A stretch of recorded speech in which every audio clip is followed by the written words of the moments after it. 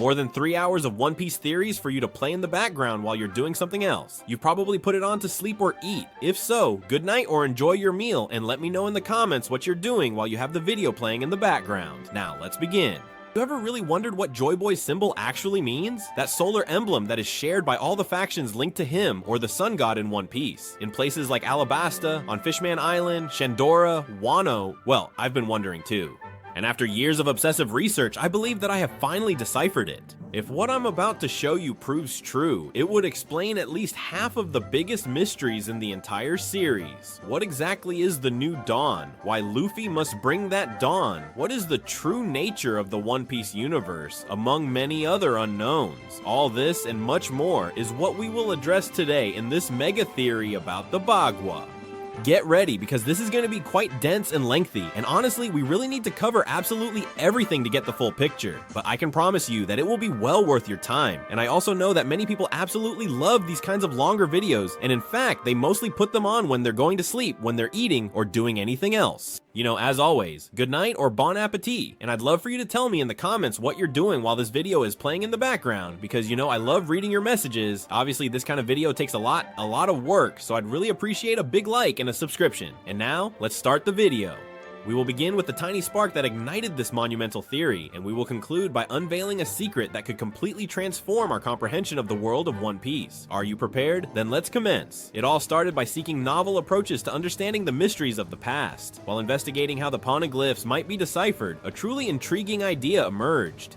What if the key to deciphering the road poneglyphs was to superimpose the rubbings of their inscriptions, thereby revealing a hidden message? After all, attempting to triangulate the precise location of Laugh Tale using the poneglyphs doesn't really make much sense, considering those stones have been constantly changing islands over time. However, that particular theory by itself still didn't provide us with a truly definitive answer. We needed another perspective, something radically different, perhaps an inspiration from antiquity. So I decided to explore classical literature in search of clues, and one work immediately caught my attention: Journey to the West, one of the oldest novels in the world, which ironically has inspired countless fictional characters from Son Goku to our beloved Luffy. And bingo, we've discovered something crucial. In this legend, there's talk about the Immortal Stone. Just hearing that name already gives you goosebumps, and it fits too well with the poneglyphs, which are stones that are immortal as they endure for centuries. But the true revelation came when reading the description of that stone. According to Journey to the West, the Immortal Stone would be at the summit of the Mountain of Flowers and Fruit. A detail that struck me as very suspicious because of its narrative parallels. Consider Emu seated in the flower chamber high above the world. A mere coincidence? Let's delve deeper then. From that very stone, the Monkey King, Sun Wukong, was born, and it's said the rock channeled the energy of the heavens, the Yang, and of the earth, the Yin. And let's discuss this for a moment. We all know the concept of Yin and Yang, that globally famous symbol of black and white intertwined. Well, the Immortal Stone embodied both energies, heaven and earth, within itself. But there's even more. This stone had 8 holes, which represented the 8 trigrams. If you're a fan of shows like Naruto, you've probably heard of the 8 trigrams, the Bagua. These are the mystical symbols that Hinata, Neji, and others mentioned with their palm attacks. It turns out that Bagua trigrams don't just appear in ancient Chinese culture, but they've also inspired tons of elements in anime and fiction, and One Piece is no exception. When I discovered this reference in Journey to the West, I got incredibly excited. I was hoping perhaps for a small connection to One Piece, a little hint, but I was completely mistaken. It permeated absolutely everything. That clue regarding the 8 trigrams, it just absolutely opened up everything before my very eyes. Initially, I only wanted to solve the enigma of the poneglyphs, but I ended up stumbling onto something far, far greater. Could it be that I've uncovered the secret of One Piece itself? Oh, overstated? Alright, stick with me here. We discovered that not only could a message be read, superimposed with the 8 trigrams, but that the very arrangement of these trigrams is, in itself, a very specific symbol, a symbol that, in some way, we had completely overlooked all this time, despite having been right under our noses for years throughout history. That symbol turned out to be the answer to an ancient enigma, connecting many scattered pieces in the puzzle that is One Piece, tying up loose ends that have been decades in the plot. Do you want to know what that great symbol is that blew my mind? The Bagua. Yes, the diagram of the 8 trigrams of the I Ching. Immediately, if you happen to be a fan of theories and symbology, you've probably already guessed why I'm so completely obsessed with this. It's the symbol itself, the hidden key. Still don't quite get it? Let me explain it to you. The Bagua is the traditional representation featuring the Yin and Yang symbol at its very center, surrounded by the 8 trigrams arranged in an octagonal shape. Exactly, it's the same symbol of the ancient kingdom that repeats everywhere. Many community theories had pointed out that an emblem with 8 circular figures appears on shields, religious items, things from various cultures associated with Joy Boy.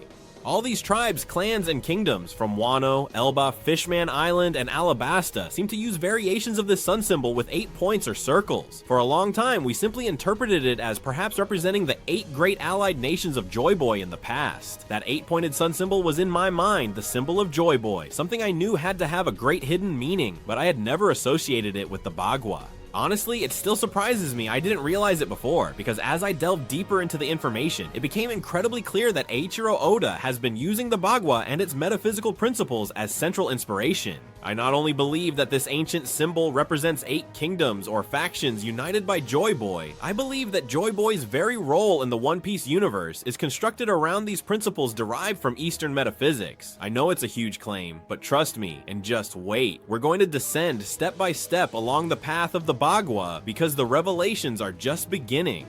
Before continuing, it will be useful to briefly explain what the hell Bagua is and why it's so important. Perhaps the term sounds familiar because of Kaido's attacks, the Raime Haka, which was the Thunder Bagua, or the Shoryu Kain Haka, which was the Blazing Dragon Bagua. But don't worry if you don't have a deep understanding of Chinese symbology, astrology, or feng shui.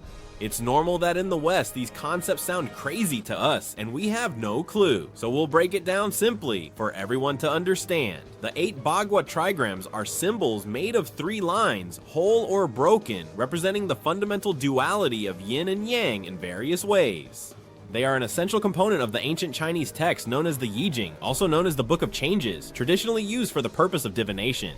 The Bagua is actually a crucial divination tool in feng shui. Have you ever heard the expression, "don't disturb the feng shui"? It's about balancing spaces according to the Bagua, because these trigrams and their combinations are part of something much bigger, a cosmological system that describes how reality is divided from a unified whole into its complementary opposites. This concept is known as the Great Axis or Tai Chi, and One Piece is surely borrowing many ideas from it. Imagine the very beginning of everything as a single, absolute unity. According to ancient texts like the Yijing, from that original totality, duality emerged. Then came a quaternity, and finally an octavity. From 1, we transitioned to 2 opposing forces, then to 4, and then to 8. In Chinese philosophy, this process represents the cosmic creation, explained in a symbolic manner, and this is how the 8 trigrams of the Bagua come into being. To put it in simpler terms, the original text of the Yijing states, "With change, there exists the Great Axis. The Great Axis produces the paired forces. The paired forces produce the 4 aspects. The 4 aspects produce the 8 paths. That is, the Great Axis, also known as Tai Chi in Chinese, represents the complete totality of the universe, and it divides 3 times. First into 2, the Yin and the Yang, then into 4, and then into 8, which would finally be the Bagua. But why is this important? Because I am convinced that Oda has incorporated this idea of the Grand Axis into the story of One Piece. Think of the constant references to world cycles, eras that end and begin, like the dawn and twilight of the world. I even suspect that the 3 great eras, or 3 worlds that are hinted at in the story, which perhaps could be Nika's world, Joy Boy's during the Void Century, and Luffy's current era, might actually correspond to these cosmological divisions. The one dividing into 2, then into 4, and then into 8. The ancient symbol of Joy Boy's kingdom, with its 8 parts, might have been giving us this clue all along without us even realizing it. Let's first talk about this original unit. Tai Chi, or the Great Axis, is the complex totality, the fundamental principle containing the entire universe, including space and time. In Chinese philosophy, it's said to originate from Wu Jing, the state of axis absence, a formless void, without dimensions, infinite, essentially absolute nothingness. And when it begins to stir, the Great Axis, existence, is born. We can think of it as primordial duality emerging from nothingness. This might sound abstract to you, but in reality, One Piece has shown us echoes of this very idea. In Harley's famous text and in the mysterious mural that we've recently seen, phrases are spoken such as, "In the void, there was breath, in chaos, there was void," and it's practically the very same idea expressed by the I Ching. From within the void, the enormous axis emerged. It's too precise a coincidence. Let me put forth a more interesting idea here. It's possible that every world in One Piece's history has begun with that great axis, with that imbalance emerging from the void, just as Harley's poem suggests. If this is true, it would signify that every time a world cycle concludes and another one commences, this cosmological pattern is reset. For instance, when the first world ended, Nika's original era could have finally marked the end of one more turn in this cosmic wheel, preparing the start of the next world. Perhaps this cycle extends even further back than the first known world, revolving repeatedly throughout countless eons. It sounds crazy, I know, but One Piece has already hinted at cyclical events and recurring eras, and this would fit perfectly. Now I know what you're thinking. Okay, that's all very interesting, but tell me about Luffy, Joy Boy, Nika, and the gods. That's what matters. Don't worry, let's get to it.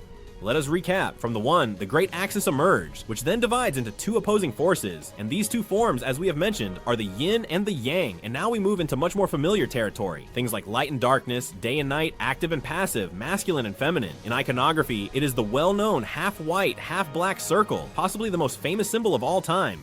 Along with, I don't know, well, any symbol you can think of, leave it in the comments. One that's very well known. It's no surprise at all that Oda has taken this concept as a sort of backbone in his story. After all, One Piece has always been about dualities, pirates and marines, freedom and control, day versus night. What do yin and yang represent according to philosophy? Well, together they represent totality, universal balance, but separately, each one has distinct qualities. Yin is darkness, the receptive, the original, central, and passive. Yang is light, expansive, extreme, and active, pushing towards the limits. More poetically, yin is night and yang is day. Many in the community already knew this concept, it's no secret. However, thanks to the revelations of the latest chapters, especially in the Elbaf arc, where Oda has been making certain references to ancient gods, suddenly all the pieces strongly fall into place for us. In One Piece, this phase of duality, the yin and the yang, is clearly reflected in two legendary figures, Nika and what we could call his counterpart, the god of the earth. Nika, the sun god, the liberator, represents everything bright and active. He embodies the yang. Think about Luffy in his Nika form. He is literally the warrior of liberation. A being of light whose body is radiant white in 5th gear. Its power is laughter, joy, and an overflowing imagination, bringing smiles and good vibes to everyone. Even physically, his abilities are to stretch and expand without any limit. He's a rubber man who can stretch himself to the impossible, which perfectly aligns with the concept of Yang, reaching the furthest confines, the most extreme points. Nika is like that cheerful, life-of-the-party type who truly lights up any room, but he's also fully capable of unleashing extreme destruction when it becomes absolutely necessary. In fact, the very giants of Elbaf themselves describe Nika as being both a powerful savior and a great formidable destroyer. The revolution and the radical transformation that Nika seeks to achieve are clearly extreme, precisely as befits the essence of Yang. It's no coincidence that when we see Luffy in Nika mode, his expression sometimes turns almost maniacal. Oda has shown him with unfocused eyes and a truly creepy smile, emphasizing that this power inherently comes with a wild and intense side. Literally, it appears that Nika's true powers are to stretch things to their absolute limit, to push everything to the extreme. By contrast, let's discuss the concept of Yin. Yin represents darkness, the passive force, that which sustains and cools the feminine and earthly principle of the universe. All those traits fit too well with a certain shadowy figure, Emu, whom theories point to as the possible god of Earth. Who knows how little we truly know about Emu? Many clues suggest that Emu could be a woman. Yin is feminine. His presence is chillingly cold and dark, dominating all things from the deepest shadows, keeping the entire world oppressed. And the ancient Harley text describes the Earth God as cruel and enslaving, associated with infernal flame serpents that utterly destroy gods. Doesn't Emu sound like that, with those cold, dispassionate eyes that cruelly gaze from the empty throne? To me, it's absolutely crystal clear. Emu, or whoever the god of the earth may be, represents the yin. It is the darkness at the very center. In fact, there's even a rather curious astronomical coincidence. In the solar system model that we observed in Ohara, the central planet, located at the world's core, was enormous, as if the earth itself were the very center of the entire system. If that were indeed true, then in the world of One Piece, the god of the earth would literally be the absolute center of everything in that ancient cosmic model. Emu, occupying that central position in the world since Marie Joyce, fits with that image. Furthermore, Emu, or rather the god of the earth, seems to have harnessed some central power of the planet, something called the Forbidden Sun, extracting energy from the depths of the earth, as the mural suggests. It would explain what the original force is, the one that was already governing before Nika appeared in response to the prayers of the oppressed. In narrative terms, Emu, the yin, was present first, and Nika, the yang, emerged later to counteract him. Also, observe the pattern. The god of the earth acts indirectly and passively. He doesn't fight, but keeps the world enslaved. He sends others to do his dirty work, perhaps those hellfire serpents mentioned in the mural, and he simply waits. It's a classic yin power, silent control, and perverse stillness. Well, now we have a picture. Nika is the sunlight, the yang, trying to free the world. Emu represents the darkness of the earth, the yin, holding it down, keeping it oppressed. One Piece truly illustrates this duality across various levels. But now, here's a truly fascinating detail. In the philosophy of yin and yang, each side inherently contains a small seed of the other. That's precisely why, in the black and white symbol, there's a tiny dot of the opposing color within each half. This could potentially suggest that even the sun god Nika holds darkness within, and that perhaps even Emu might possess some light. What an absolutely wild thought. I really love this idea because Oda always plays with moral ambiguity. In the story, nothing is completely good and nothing is completely evil. Vegapunk himself says he can't confirm if Joy Boy, Nika, or Emu were entirely just or entirely evil. The same goes for pirates and marines. There are heroes and villains on both sides. Everything is a matter of balance and duality, right? In fact, the biggest test is happening right now in Elbaf. The giants can't agree whether Nika is a hero or a destroyer. The very mythology of Elbaf itself describes Nika with that duality. This reinforces the idea that yin and yang intertwine even from the narrative. Let's continue to explore these natural dualities because they lead us to some very revealing connections in One Piece. Beyond light and darkness, there are many other pairs of opposites that emerge from yin and yang, which are quite relevant in the series. For example, fire and water. Does that sound familiar? Fire often symbolizes Joy Boy, Luffy, the sun, the eternal fire that would bring the dawn, while water symbolizes Emu. Let's not forget that Emu spelled backward is Umi, which in Japanese means sea, the forbidden sun against the endless ocean. We can even associate it with two gods from Skypiea, the god of the sun and the god of the rain. Another pair, expansion and contraction. That's almost a blatant wink from Oda. Luffy's power is to expand and stretch everything, while Blackbeard's is to contract and absorb all into darkness. His Yami Yami fruit creates a void that swallows. Luffy is indefinite expansion, again, Yang, and Blackbeard is literally the darkness that limitlessly absorbs Yin. It's like the sun's expansive force against a black hole's contractive force. Brilliant. Now, what does all this mean for the future narrative? Quite a lot. I believe we'll see that duality explicitly play out in the story. Perhaps in a grand flashback from the primeval world, or through revelations of the deep past, I imagine that eventually we will learn of the primordial war between the sun god and the earth god. If the theories are correct, this confrontation took place in the first world, a cycle even older than the Void Century. Yin, the darkness of the abyss, was used by the earth god and his creature, the infernal serpent. Yang, the light of the sun, was wielded by Nika to try and free everything, but the result is that Nika didn't fully win. Perhaps he wasn't strong enough to restore cosmic balance alone. That world ended in disaster. A cycle concluded with the dark side's victory, but the story didn't end there. As we'll soon see, the solution to finally defeat the darkness perhaps required going further to leverage even greater divisions of power, which brings us to the next step, the four aspects of the Bagua. Before we proceed, let me mention a curious detail about this theory that needs clarifying. It's something that's bothered me for a while about a certain translation. In Harley's text, the Japanese original, every time the sun god is mentioned, it appears in quotation marks, with a sarcastic or doubtful tone, and in the English translation that circulated, those quotation marks were lost, but they are very important. They suggest that Nika probably wasn't a real god, but rather a simple mortal who obtained the power of Yang, the power of the sun, and used that title of sun god somewhat jokingly or perhaps ironically. Perhaps that's why Oda insists on writing sun god in quotation marks, because Nika wasn't literally a god, but instead a person who became the very embodiment of the sun. Meanwhile, his enemy, the earth god, would indeed be a practically divine entity. This phase of Yin and Yang clearly has inspired a lot of symbolism in One Piece. And as soon as I realized all of this, I felt as if I had found the theoretical holy grail. The craziest thing is that even after finding gold with this, it turned out that deeper down there was an even greater treasure waiting for me, because yin and yang are just the beginning. If we return to the process that the Yi Jing describes, after the two forces come the four aspects, and it is here where things get even more interesting for One Piece. I am going to quote the ancient text again to refresh. I know it's just been a few minutes, but it's dense material. The great axis produces the paired forces, and these in turn give rise to the four aspects. These four aspects are traditionally known as Great Yang, Lesser Yin, and Great Yin. Each of these is associated with a cardinal direction and a mythical creature. This part is fundamental because it turns out that One Piece has incorporated all these elements in a surprisingly direct manner. Within Chinese mythology and cosmology, the four principal aspects are connected to the four cardinal directions and to four celestial symbols or sacred animals, which are also referred to as the four astrological symbols. They are the red phoenix of the south, the blue dragon of the east, the white tiger of the west, and the black tortoise of the north. Perhaps you've seen these creatures referenced in other anime, as Japanese authors adore them. Well, Oda has also played with them in One Piece, and they're an integral part of the story. We'll examine each aspect one by one and how they chillingly align with the elements of One Piece. The Great Yang, the south, represents the summer solstice, which is the year's longest day, the ultimate expression of light. It corresponds to the south, the highest degree of solar light. His creature is associated with the Crimson Phoenix, and its element is fire. Does that sound familiar? This just screams Joy Boy and Luffy all over. Think about it, Luffy's Gear 5 awakening happened after a symbolic death and rebirth, literally like a phoenix rising from the ashes.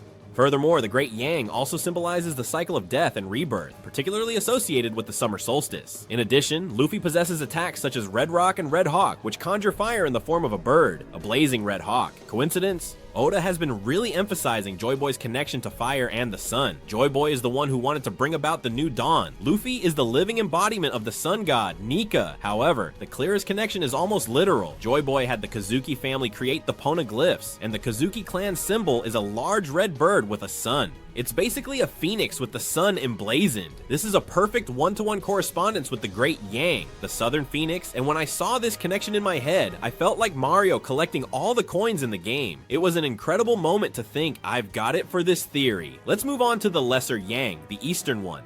It represents the spring equinox, when the day begins to lengthen. It is associated with the east, from where the rising sun comes, and its creature is the blue dragon. Its traditional element is wood, so blue dragon. Surely when you've thought of dragon and blue, you've thought of Kaido. Well, bingo, Kaido is literally a blue dragon. But wait a moment, because something even more interesting is coming. I won't delve into Kaido just yet, because the topic of Kaido and the Bagua is so critically important that it deserves its own dedicated section later on. Kaido is one of the central pieces for understanding Joy Boy's final plan, so later on we will dive into everything about Kaido in great detail. Please be patient, we will get to him very soon. Just keep this in mind. Kaido, the Oriental Dragon, embodies many aspects of the Lesser Yang or Minor Yang, and that intimately connects him with Joy Boy. But we'll leave that in suspense for a moment. Let's go with the Lesser Yin, the one from the west. It symbolizes the autumn equinox when night begins to gain ground. Its direction is west, its creature is the white tiger, and its element is metal. Here I must admit that in One Piece we still don't know a very clear parallel for what would be the white tiger of the west, in canon at least, because there is a non-canonical character from a movie who curiously could fit, Zephyr Zeta, the ex-admiral, who had a warship called the White Tiger. But since it's not official canon, let's take it with a grain of salt, because Oda might be reserving the White Tiger for a later time. Or perhaps this Western metal position will be integrated in a different way. For example, we could imagine that the Earth God, Emu, should fit with the metal element by process of elimination, since the other gods fit well: forest, wood, sun, fire, and rain, water. However, technically, the god of Earth would represent the Earth's core, more than the metal. It's curious. Later, we'll revisit this question of the fifth element, the metallic core, because there might be an ace hidden in the story regarding this. Let's move on to the Great Yin, the one from the north. It marks the winter solstice on the longest night, the point with the least amount of sunlight. Its direction is north. Its mythical beast is the black turtle, sometimes described as a turtle intertwined with a snake, and its element is water. Now, this clearly is the opposite of the Great Southern Yang, and in One Piece, it corresponds to Joy Boy's great antagonists, Emu and Marshall D. Teach, Blackbeard. Emu, as we've already discussed, is obsessed with extinguishing the sun. Literally, he has erased islands from the map with a weapon, plunging the world into darkness, and his probable inverted name is Umi Sea, meaning water. Blackbeard, on the other hand, is a user of darkness, the Yami Yami. It creates a kind of black hole, and its domain is abyssal darkness. And do you know what the fruit is called in Japanese? Yami Yami, which implies deep darkness, abyss. An abyss is precisely one of the ideas associated with the water trigram in the Bagua. The deep, the danger, the abyss. Everything fits. Blackbeard and Emu are the embodiments of the Great Yin, the longest night, the greatest darkness, and this element of water or of darkness has been steadily gaining importance. Blackbeard steals his powers. Emu manipulates from the shadows. They represent the very pinnacle of Yin. It's also quite remarkable that both are trying to devour everything in their own distinct way. Blackbeard quite literally, with his all-consuming darkness, and Emu perhaps inundating the entire world with water. This is already very much aligned with the Great Yin's phrase. As you can see, each of these four figures, the phoenix, the dragon, the tiger, and the turtle or serpent, has a specific parallelism in One Piece, and with them the elements fire, wood, metal, and water, which relate to the gods and key characters. the god of the sun, the god of fire, the god of the forest, of wood, the god of rain, the water, and only the unknown of that metal, the tiger, and the earth would remain. But I'm getting to that now. What we've just done is associate the 4 aspects of the Bagua with various components of the One Piece world and characters: Joy Boy, Luffy, Emu, Blackbeard, and Kaido. Symbols: the 4 legendary gods of Skipjaea and the world, and even the 4 oceanic directions: north, south, east, and west. Isn't that incredible? Personally, when I unraveled these parallels here, I thought I was finally getting concrete results from all this research. Remember, I originally set out to study this because I thought the 4 aspects could tie in with the 4 road poneglyphs, and it certainly seems they do. In fact, not just with the poneglyphs, they fit with so many things in the series. This is the signature of the book, of the classic of changes embedded in the world building of One Piece. Oda has really gone all out with these references. Before we move on, let's clearly outline the 4 key aspects as they are vital. The Great Yang, the one from the south, which is fire, the Red Phoenix, summer, the maximum light. In One Piece, it would be Joy Boy, Luffy, the sun, the bird with the sun, the new dawn, the rebirth. Then the little Yang, which would be the east, wood, the blue dragon, spring, the growing light. In One Piece, it would be Kaido, the dragon of the east, the land of dawn, Wano in the east, symbol of the eastern dragon, which we'll explore later.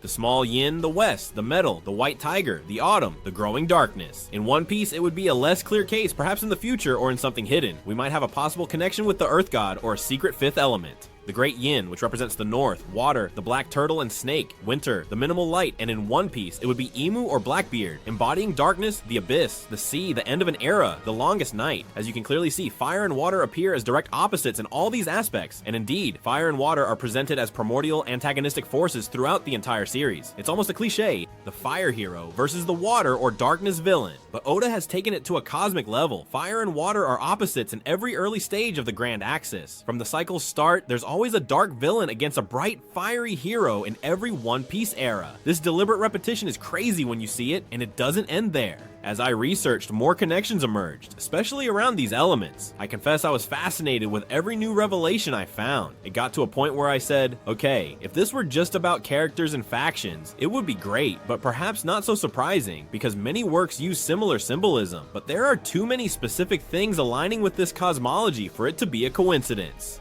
And indeed, there's one in particular that left me speechless because it connects everything to something introduced very early in One Piece, the 4 gods. Do you remember Skipjaea when they spoke of the 4 primordial gods? Then, in Harley's text, they were mentioned again: the god of the forest, the god of the earth, the god of rain or the sea, and the god of the sun. Well, it turns out that these 4 gods fit perfectly with the 4 aspects and their elements. The forest god corresponds to the wood element, which is the lesser yang. Forest equals wood. Harley's text states that the forest god spread out and created demons, which sounds like the energy of wood's growth. Wood is the expansion of life. It makes things grow, perhaps the forest demons. Also, Elbaf considered the forest one of their gods, so the forest god would be the lesser yang. The sun god obviously aligns with fire. The great yang, the southern one, and we already knew this. Sun equals Joy Boy, Luffy, and Nika. The god of rain or the sea fits with water. The great yin, the north, that is, the god of rain or the ocean is the counterpart of the sun. We are left with the god of the earth. One would think that earth, well, equals earth, but in this scheme, the central element is earth, and we associate it with the center, which is a hidden 5th element. However, in the Bagua correspondent Strictu Sensu, the west, metal, was what we previously associated with the god of the earth by elimination. This is what makes me start to suspect something. It's possible there's a 5th god secretly in the story, perhaps one who specifically represents the metal element or metallic earth. There are some theories mentioning names out there, such as if Davy Jones, the sea demon, could be that god, or if there's some mechanical deity associated with the space automatons, perhaps related to Yves, the giant robot. Oda could very well surprise us with a 5th element. However, it's also possible that the earth deity itself is the exception, given that earth is the quintessential central element in Chinese metaphysics, and it could be that Emu is that earth goddess, the mother, which would leave the metal element as a mere peculiarity. Now we'll discuss Emu and the mother goddess theory further. Regardless, it's undeniable that Oda has deeply explored this connection between his world and Bagua concepts, and we haven't even finished going down the rabbit hole, as there are more layers. We've seen the 4 aspects, but perhaps you're wondering, what about the center? I'm mentioning a possible 5th element.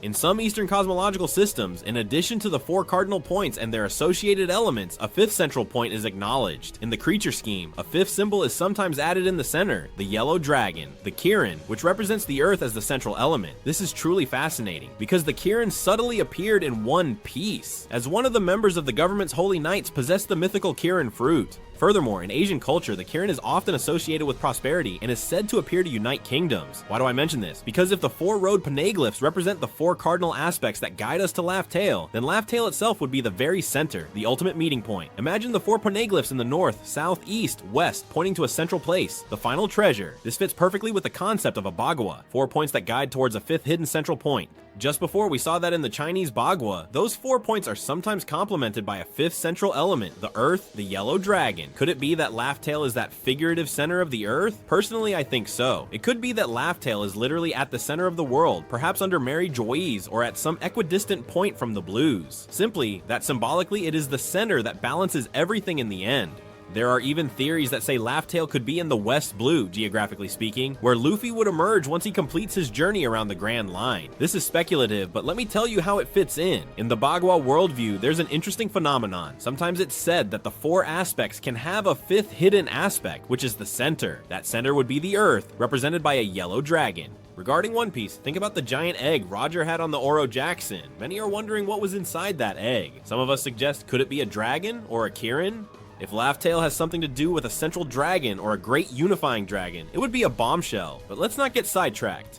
The important thing is that the idea of a hidden center, one that connects all 4 points, was already implicit in my initial search. The 4 poneglyphs point to the One Piece. Well, the Bagua provides a conceptual framework for this. Imagine Laugh Tale is literally at the world's center, perhaps beneath the Red Line itself, or some secret equidistant place. It might require that only by combining the information from the 4 road poneglyphs, its entrance is revealed. And how curious, the ancient mural I mentioned earlier about Elbaf showed something or someone extracting a forbidden sun from the Earth's core. What if Laugh Tale was connected to that core? Could it be the place where Joy Boy hid the way to return that energy to the planet or balance it? I know I'm speculating, but sit down and think about it for a minute. Laugh Tale, the final treasure, could be at the center of the world, metaphorically or literally, waiting to be found once you understand the 4 directions. I want to emphasize that this is just one interpretation of many possible ones. We'll come back to Laugh Tale with more evidence. At this point in the investigation, I assure you, I was jumping out of my seat and finding connection after connection. And there's still a lot to unpack because we haven't even finished discussing the 4 aspects. We left off with the 4 aspects corresponding to Joy Boy's story in the Void Century, and that they could have been physically manifested as the 4 road poneglyphs. This implies something big. The poneglyphs would actually be Joy Boy's legacy to guide the next bearer of the dawn.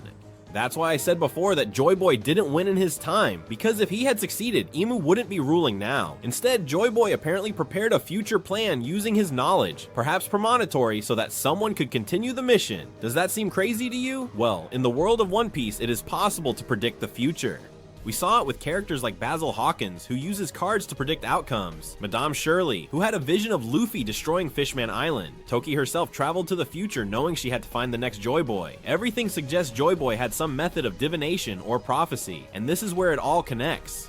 The Bagua is a divination tool, as we've previously mentioned. The trigrams were used as stocks or coins for predicting the future since time immemorial. Joy Boy, with the poneglyphs, could have been doing precisely that, leaving prophetic guides for the future, making sure that eventually someone would come to finish what he had begun. I firmly believe that the Void Century, the era of Joy Boy, is the phase of the 4 aspects of this great cycle. Everything Joy Boy did, from Queen Lily's alliance with Alabasta to distribute the poneglyphs, to the creation of ancient weapons like Poseidon, passing through Toki and leaping through time. Those were desperate measures planned by Joy Boy because he knew, perhaps thanks to the Bagua, that someone in the future would have the opportunity to achieve what he could not. In other words, Joy Boy used his era of the 4 aspects as a bridge to Luffy's era so that he could contemplate the Grand Axis and restore the final Bagua. Why do I believe this? Because everything points to the culmination in the complete Bagua. Joy Boy knew his attempt to defeat Emu, the darkness, had failed in his era, but he saw signs that a future opportunity would arise. Let's consider what it truly means to usher in the new dawn. In my opinion, bringing the dawn means re-establishing the original cosmic order, that is, restoring the primordial Bagua, which we'll discuss shortly. Joy Boy planted the seeds so that Luffy could accomplish this many centuries later. Having arrived at this juncture, we have discussed at length the significant axis of Yin and Yang and its 4 fundamental aspects. Finally, it is time to thoroughly examine the absolute central figure of this entire theory, the complete Bagua, which comprises the 8 trigrams. We have been alluding to it throughout our entire discussion, but now we will bring it to the forefront and observe how it directly connects with our current narrative. I'm truly delighted to finally be able to speak to you about this, because it's something I've been hinting at without ceasing. The Bagua is real in One Piece. The 8 trigrams, also known as the 8 paths or 8 directions, are simply the final division of what we were discussing. From 2 forces we move to 4 aspects, and from 4 aspects to 8 divisions. These 8 symbols represent the fundamental universal forces that, in tradition, were used for divination, yes, but they also symbolize different charges of energy and balance within the universe. And if you've been following the mathematical count of the cosmology of Yin and Yang, from 2 we go to 4, and that generates 8. It's important that out of these 8 trigrams, 4 are associated with Yin and 4 with Yang. In other words, they're split into 2 groups of 4. Half of the trigrams possess a Yin nature, darkness, and the other half a Yang nature, light. This will give us new connections with One Piece. Let's list them briefly. The trigrams that are associated with Yin, which represents darkness, include heaven, water, wind, and the lake. In contrast, those connected to Yang, symbolizing light, are thunder, the mountain, fire, and the earth. From these specific names, various elements of nature or abstract concepts are derived. When arranged in the circle, they form the Bagua diagram. Some of these associations might initially appear counterintuitive. For example, in the traditional arrangement, heaven is placed on the Yin side, along with water, wind, and lake. One might naturally think heaven equals light equals Yang. However, ancient philosophy, specifically heaven within the context of the primordial Bagua, represents the creative yet also stern paternal figure, and is positioned in complementary opposition to Earth, which embodies the maternal figure. I will explain this in more detail in a moment. The point is that in the manifest Bagua, which represents a different arrangement of the trigrams, these positions are altered. Now, how do these 8 trigrams relate to One Piece? In many ways. Let's start with something I've been waiting to say since the video began. One of the trigrams, Yin, specifically the water trigram, Kan, is represented by abyssal water and the longest night. Does that sound familiar? It is literally the symbol of the abyss and eternal night. In the Bagua diagram, the water trigram is placed at the top, in the north, marking the deepest darkness, the cosmic winter. This coincides with what we've already identified. The Abyss and the Eternal Night represent Emu or Blackbeard, who is the pinnacle of Yin in One Piece. It's the position of the god of rain or the sea, the profound darkness that we mentioned before. Seeing that Kan, water, is literally abyss in the classical interpretation was an enormous confirmation for me. The symbolism fits perfectly. At the opposite end of the Bagua, the lower part in the south is the fire trigram, Li, which has the highest radiant energy, the symbol of the longest day, the radiant sun. This represents summer, maximum light, and indeed, in the manifested Bagua, fire is associated with the south, which is the traditional representation placed at the bottom of the diagram and is the symbol of the sun. This is quite clearly Joy Boy, Nika, or Luffy with his radiant sun. We've already discussed the full significance of fire or the sun for Joy Boy. Up until now, we'd aligned Joy Boy with the east, since Wano is the land of dawn, and with the south of the phoenix and fire. But then, what's the conclusion? Well, both things are true because, as I will explain shortly, there are 2 versions of the Bagua in cosmology, one primordial and the other later or manifested. In one, fire is in the east, and in the other, fire is in the south. And One Piece seems to use both versions at different times, especially as part of the narrative of a cosmic change, which is simply astonishing. But let's not get ahead of ourselves, we'll definitely get to that twist. For now, let's be clear, the fire trigram is the radiant sun and the dancing joy. Yes, dancing, because this trigram, Li, fire, also symbolizes dance, laughter, and the quality of adhesion or attachment, like the flame that clings to wood. The dance of joy, does that ring a bell? Well, Nika dancing, the sun god's pose, dancing to bring happiness, it's iconic. And here we see that fire in the Bagua is associated with joy and dance. And this has really blown my mind. Luffy's own festive style in Gear 5 is prefigured in the Bagua fire symbol. And that's not all, fire is also the trigram of most energy. It represents infinite energy, something that connects with the idea of the eternal flame, the mother flame of the ancient kingdom that Vegapunk tried to recreate precisely with the mother flame. Luffy, the bearer of fire, of liberation, embodies that overflowing energy. Now let's look at some other trigrams. Thunder, Chen, is a Yang trigram associated with the east. In the manifested Bagua, it symbolizes impetus, excitement, and commotion. In One Piece, thunder makes me think of Kaido again, because of his Thunder Bagua technique, the Raime Haka. This one specifically bears the name of this trigram. Thunder represents new beginnings, sudden movements, revolutions, and Kaido wanted to ignite a global revolution, creating the greatest conflict in all history. Thunder in Bagua is the energy of the east, the dawning of something new, and symbolizes spring breaking the ice. Kaido was planning to initiate the Great Final War, which he believed would be the dawning of a brand new era, of course with him at the helm, completely mistaking his role. This trigram quite accurately defines Kaido's personality and his plans: excitement, division, revolution. We'll delve into this in detail later, but I bring it up because Kaido repeatedly shouts Thunder Bagua, and it's certainly not accidental. Wind, Chun, is a yin trigram often associated with the southeast in certain arrangements, representing something soft yet deeply penetrating. It's also linked to wood, to growth, and the wind in One Piece could very well be associated with Monkey D. Dragon, literally dragon, which is equivalent to the east wind, and his presumed wind or weather fruit, which was suggested in Logtown. And it's the wind that gave birth to Sun Wukong from the egg, and in our theory, it reinforces the idea that it propels the successor. Dragon is the wind that blows Luffy to the west, and we'll connect this later with Dragon, but keep it in mind. Mountain, Gang, is the yang energy that is typically associated with the Northwest, and it represents stillness, deep contemplation, and also barriers. The concept of a mountain could be seen in One Piece, perhaps reflected in characters who embody or await it, like someone such as Garp, an unmovable fortress, or even Zunesha. The island of Zu is literally a moving mountain elephant, though this is less evident in the current storyline. Figuratively, a mountain could be the Red Line itself, a geological obstacle.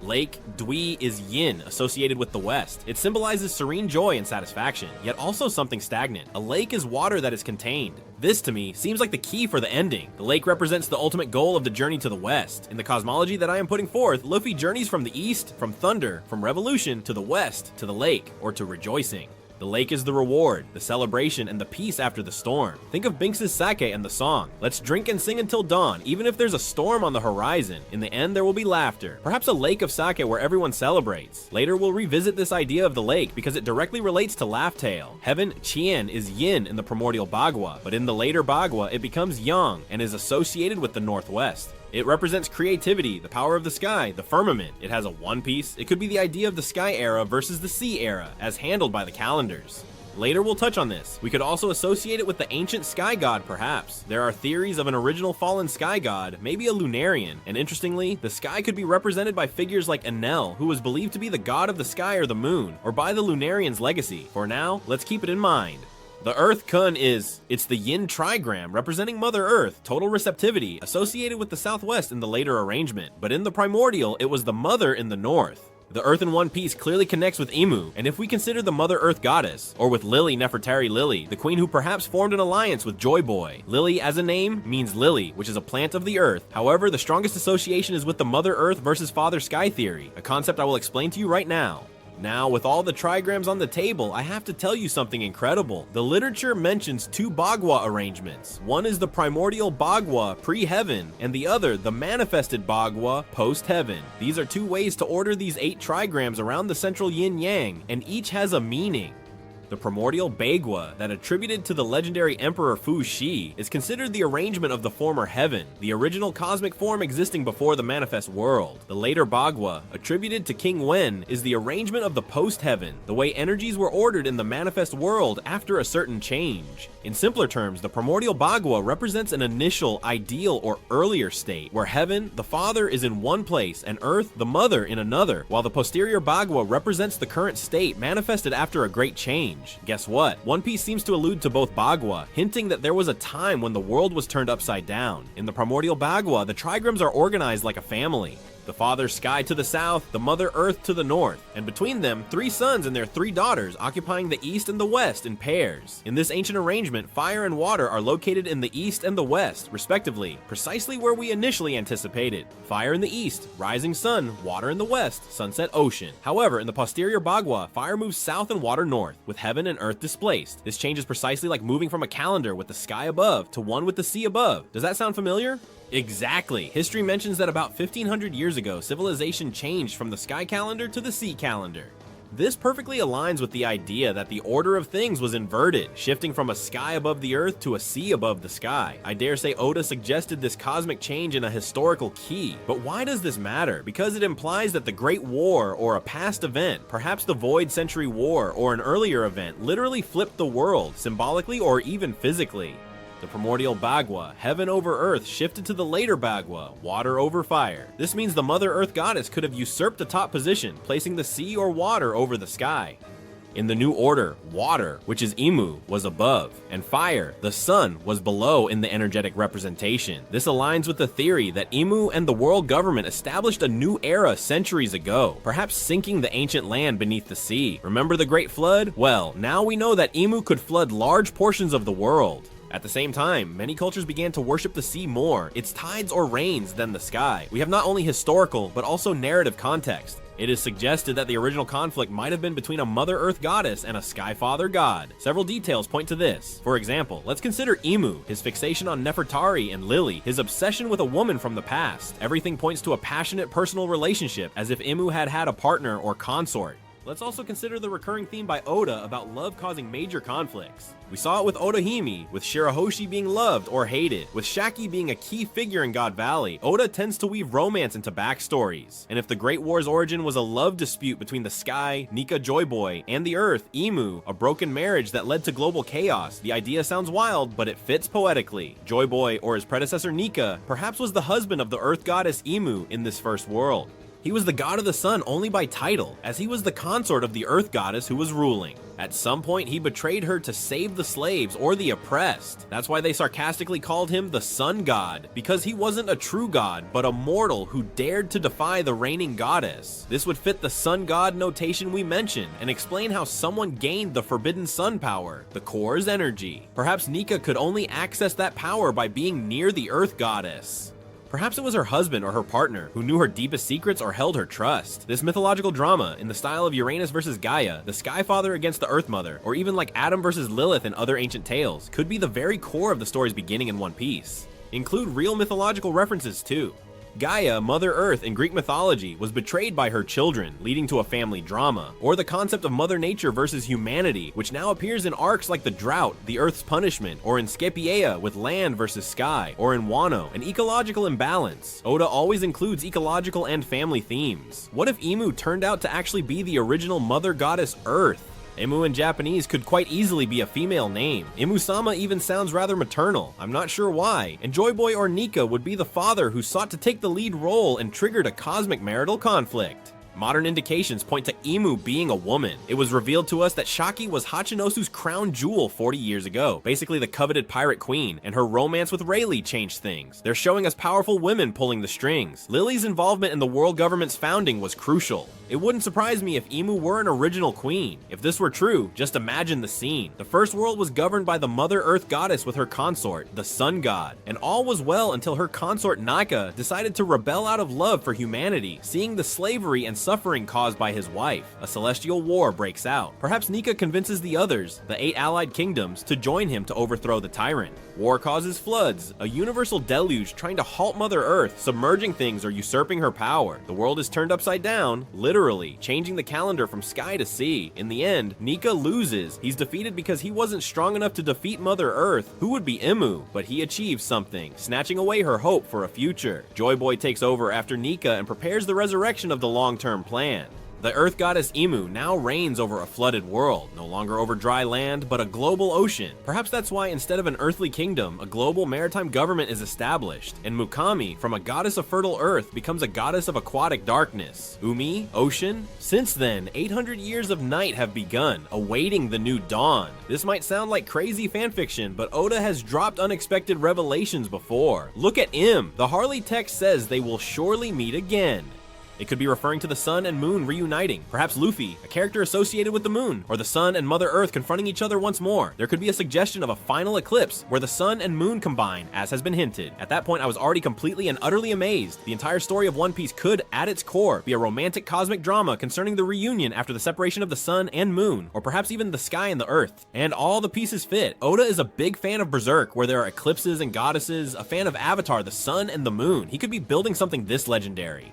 Let's return to the Bagua. We've already connected the shift from Primordial to posterior Bagua with that change of eras, the calendar of the sky to the calendar of the sea. In fact, it's mentioned this change occurred about 1500 years ago, not 800, so perhaps it was a prelude. The first inversion took place, and then came the War of the Void Century, 700 years later, where Joy Boy played his part. It's possible that the entire worldview was inverted initially, with the sky being first, and then the water above. And then Joy Boy almost succeeded in reversing it once more, but not entirely. And it's important to remember that these are merely conjectures. What's concrete is that Odd included chronological data that aligns with this theory. Also, details like the Bagua is usually drawn with south at the top, in maps or trigrams, so that the sky to the south would be equivalent to up, even if it sounds inverted to us. It's a technicality, but it's curious how even that can be related to drawing the map of One Piece. Perhaps the map itself is inverted in relation to the actual coordinates. Let's not get into that. Allow me a moment to express the satisfaction I feel from finding these connections. I truly love being able to dive headfirst into this crazy material and find that everything aligns perfectly with the show's themes. And these mega theories always manage to scratch that itch that sometimes the weekly clues just don't quite manage to satisfy. And I'm very confident the reward will be incredible. And speaking of reward, I think it's time to give you what you've been holding out for this whole theoretical journey. We've set the stage. We understand what Bagua is, how the world was divided into Yin and Yang, the 4 aspects into 8 trigrams. We've identified the players: Luffy, Joy Boy, Emu, Nika, Blackbeard, Kaido, and so on. We've raised the possibility of a past world inversion from primordial to posterior. And now, what really interests all of us fans. How does this translate into One Piece's current plot? What exactly was Joy Boy planning to do? And what does Luffy have to do to restore this legacy and bring the new dawn? Let's talk about it. Now that I've detailed what Bagua is and how it's reflected in One Piece, I can show you why it all matters for the current story. I've been theorizing about the connections and the true history of the world. And with that, I can venture what Joy Boy's final plan is, and how Luffy must execute it to bring the new dawn.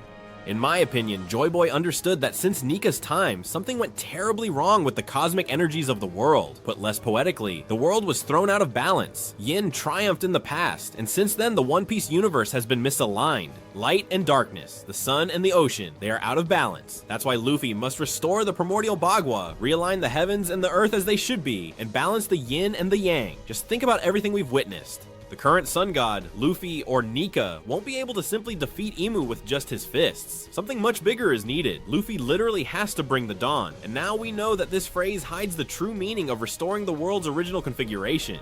In other words, to restore the universal balance. How is that achieved? Well, there are several clues. One is Charlie's prophecy, the destruction of Fishman Island in the future, possibly by Luffy, but in a positive context, perhaps by breaking the red line and liberating the fishmen to the surface. Another is what Asteri told us about Nelbafe, and we need to balance the world's feng shui. Basically, to achieve that, Luffy needs to gather certain opposing forces. And have you noticed that specific detail? Luffy has been pushed along by the west wind, Dragon, towards his ultimate destiny in the west. And not only Luffy, we witnessed how Nika was propelled by the fervent prayers of the slaves, that figurative wind. Joy Boy, perhaps, was propelled by the sea breeze that they mention in Binks' sake. All bearers of the sun's flame need a wind to carry them. This suggests that Luffy won't act alone. Just as Nika had the people's support, Joy Boy had his allies. Luffy already has his key allies, Dragon, his own father, who literally controls the wind and is leader of the revolution. Let's remember it was the thunder of the east. Vivi could be another, Lily's heir, who perhaps knows more than she lets on. Shirahoshi, who would be Poseidon, controlling the Sea Kings. Frankie and Robin, with Tom and O'Hara's legacy, the sun and wisdom. And all these elements should unite. I believe Joy Boy left something on Laugh Tale to facilitate this restoration. And here we get to the core of the final mystery, which is the One Piece. What's on Laugh Tale? I gave you a big hint. Laugh Tale's theory is in Binks' sake bottle or barrel, the legendary liquor that will unite the world. This idea was proposed by Arthur from Library of O'Hara, and I support it with all my findings. It makes sense that after all, what Joy Boy truly wanted was a global celebration, the union of all people sharing a drink of friendship. It seems too simple, but sometimes the answers are. The One Piece could be exactly that, something that unites all the pieces. And what better than a global toast to symbolize unity? Let's recap Binks' sake song, because it holds some extremely clear clues. There's a line that says, "But if you hold on, the morning sun will rise again." And its counterpart, "Don't be sad, for tomorrow night the moon will also rise." We interpret that this means waiting for the next Joy Boy, Luffy, for the sunrise, and it suggests that the moon or darkness will also play a role. This sounds like both sides must unite, meaning the sun and moon have to work together. Could be allegorical. Luffy perhaps must work with another moon character. Who? Blackbeard, right? Or maybe another D, or it could be literal. Imagine a final eclipse where Emu and Luffy use their powers at once, and something happens. Then there's the line, "As long as you stand firm, a new dawn will come." Binks' sake tells a story of defeats, but holding on to hope. I believe Joy Boy composed it for his crew after his own defeat. It's a message of, wait for the next one and keep the faith. But there's another super important line from the song that intrigues me. "Don't look at me so sadly, because tomorrow night the moon will also rise." This concept of looking down and the moon rising, I related it to the Bagua. The water represents depth, lowering one's gaze, moon or abyss. And this might imply that both the sun and the moon must work together for the ultimate goal. Or perhaps that not only Son Luffy is important, but also someone from the dark side will rise. Maybe it means Blackbeard will also play a role to complement the plan. I've always thought Teach isn't a completely simple villain. He could, in a twist, unintentionally help achieve balance, for example, by eliminating the Gorosei, or something Luffy couldn't do alone, or perhaps another Moonbearer. Emu himself surrendering sounds improbable, but the phrase, "they will surely meet again," from Harley's text still reminds me of the sun and moon reuniting. I mentioned a possible final eclipse before. It could be both literal, a final staging like a solar eclipse, symbolizing the union of the sun and moon to restart the cycle, and metaphorical, the improbable alliance of Luffy and some character of the night against a greater evil. Who could that Knight of the Moon I hinted at be? There are theories that Enel is the moon or the Lunarian race itself, but I won't elaborate on that here. The important thing is, Yin and Yang must somehow come together to restore harmony. Returning to Laugh Tale, if there truly is a gigantic lake of sake waiting, the size of a city or island, it would be the perfect setting for the grand final toast. Imagine Joy Boy left behind a colossal cup, perhaps literally carved out like a lake, for all the world's races to drink from together when dawn breaks. The One Piece could very well be a grand event of unity, that promised banquet where everyone shares a laugh, since Laugh Tale is a tale of laughter. Now consider this, Kaido in his final battle was drinking and laughing just like Luffy.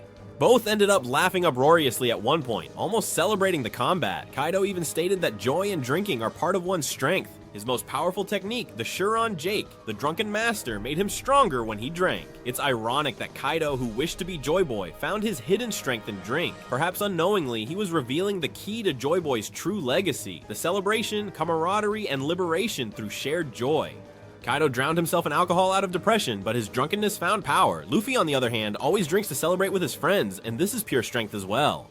Remember how after every arc he's revitalized at a banquet, and Binks' sake is all about drinking with friends no matter what. This makes me think that sharing sake is literally the magic to unite the world. It's the ritual of brotherhood, like Luffy, Ace, and Sabo sharing the cup under the tree. Oda really emphasizes this. The ceremony of the sake cup creates strong bonds of brotherhood.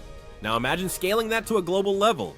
The day all races and peoples share sake at one table, Joy Boy's dream will be fulfilled. That could be the end of One Piece, not a great weapon or a throne, but a massive toast of unity. Of course, before the party, we must defeat the final villains, especially Blackbeard. I believe both Teach and Emu represent distinct yet linked problems. Blackbeard is like the heir to Rox D's spirit. Zebek, an anarchy that wanted the era of chaos, a thunder that couldn't be controlled. Teenage Kaido admired rocks, which is why his Wawa was the thunder, the revolution. Teach desires absolute freedom for the strongest. That is the dark, selfish freedom. Luffy will have to defeat him to prove that true freedom brings joy to all, not just oppression and selfishness. Emu, for his part, embodies eternal stagnation, the night that never ends, the suffocating control that prevents the dawn. To defeat Emu means breaking these chains and allowing a new dawn to finally break through.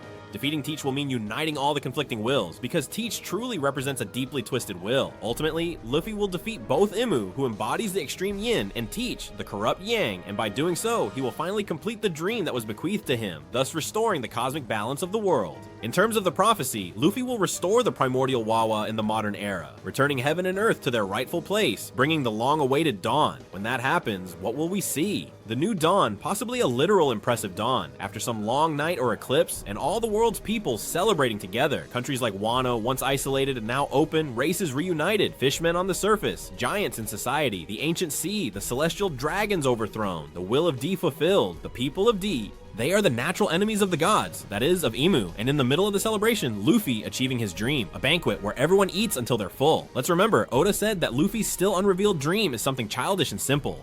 To be the freest man, that translates to eating and laughing with his friends under the sun. Surely young Luffy said, "I want to have a party with everyone from the sea," or something like that. It was going to come true. All the kingdoms united on the final island, toasting. That would be the treasure of One Piece. A world united as one and together, One Piece. And Joy Boy? He will smile from beyond, for his plan will have come to fruition. It will have taken 800 years, but it was well worth the wait. The new dawn will have arrived, and with it, an era of balance and laughter. So here you have it. This is the secret of Joy Boy's symbol, the Wawa, the hidden cosmology that explains the entire story of One Piece on a truly profound level. Explain why Joy Boy is so important, what the new dawn means, why Luffy is needed to bring it, and how the entire One Piece universe, from mystical forces to prophecies and songs, revolves around balancing the energies of Yin and Yang, of the sun and moon, of fire and water. Joy Boy left a plan, and Luffy will execute it. At the end of the day, One Piece will have told us a story about reuniting what was broken, about bringing back light after a long darkness, and above all, brotherhood, laughter, and shared freedom. Because if this series has taught us anything, it's that the true treasure is people united and laughing under the same sky.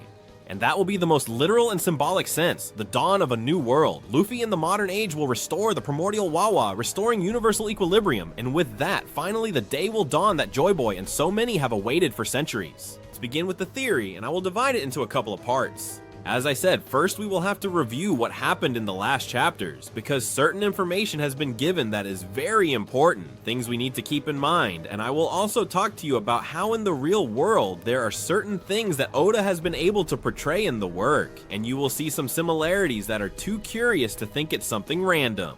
And obviously, Oda once again has drawn from the real world to depict things in the world of One Piece. But well, I don't want to get ahead of myself, so let's take it step by step.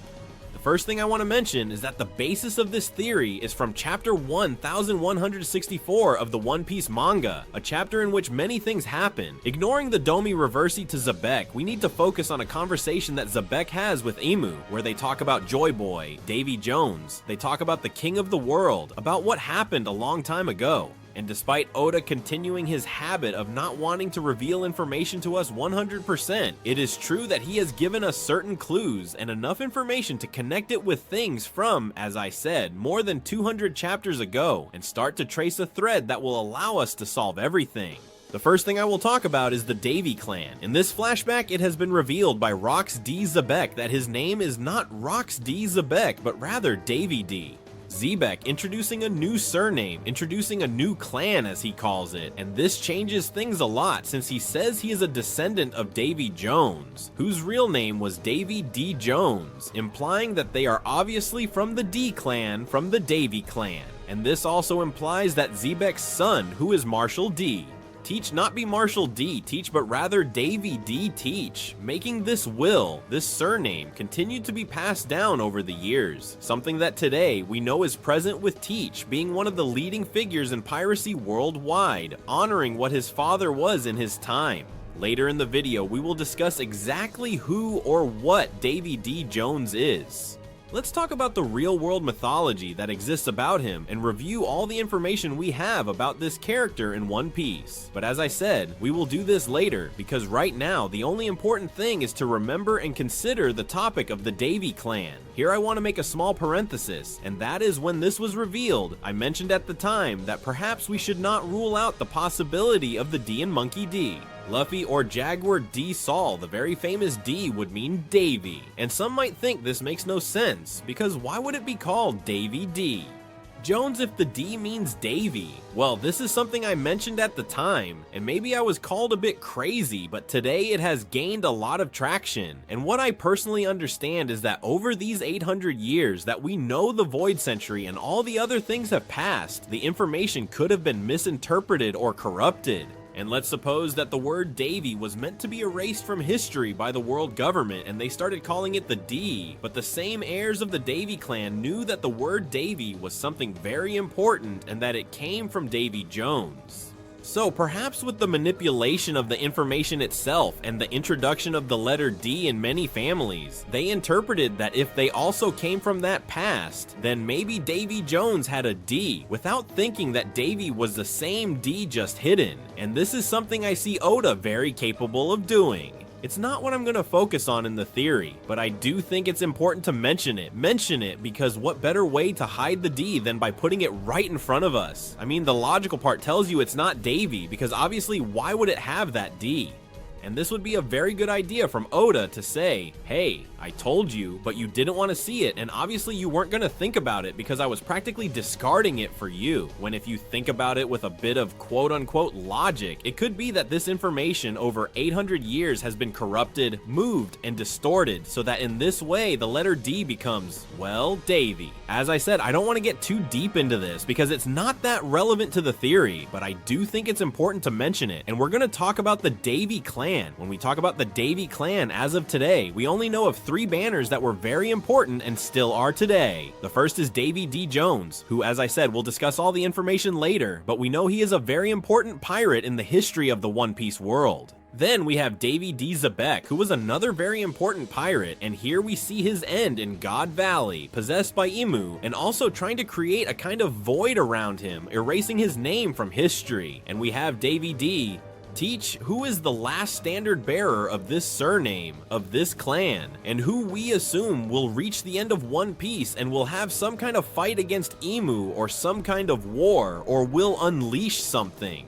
You know my theory. I believe that Emu will perish at the hands of Teach, and that it will be Teach, finally, the Davy who fulfills this dream that has been talked about a lot. And I think it's important to mention it here. We have to go to the moment when Rox appears in front of Emu in the flower chamber and tells him that he is a big fan of Davy Jones and says he will return to finish him off.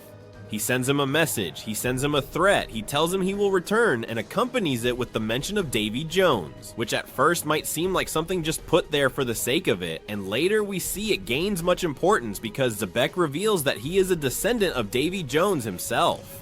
And as I say, once we reach this point, we might assume there's nothing more, nothing important, but it seems to me that we're overlooking something, and it's when Emu appears in front of Xebec in God Valley, he tells him that he will defeat him, and that a promise must be fulfilled. We see how he introduces the terms promise and fulfilled.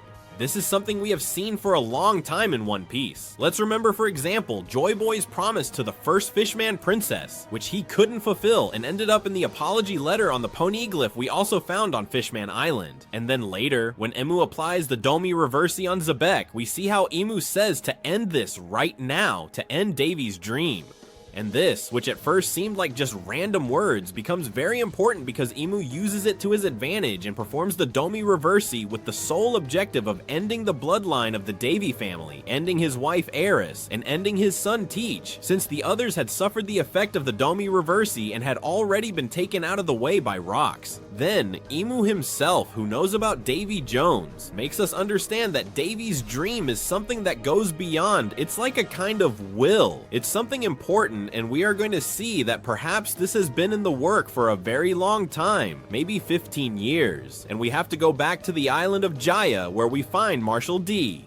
Teach for the first time. We meet this character who has some words, who has a speech that made a big impact, and he says that people's dreams never die. At first we might think he was referring to a dream he had, a dream he might have inherited from someone close, but it seems not. And this dream that Davy D. Teach talks about, the descendant of Davy D., Xebec and descendant of Davy D. Jones, it is Davy's dream, and that dream, that will, has been passed down from generation to generation until now this person, Marshall D. Teach, Davy D. Teach, has it and knows he wants to fulfill it, that he is going to fulfill it.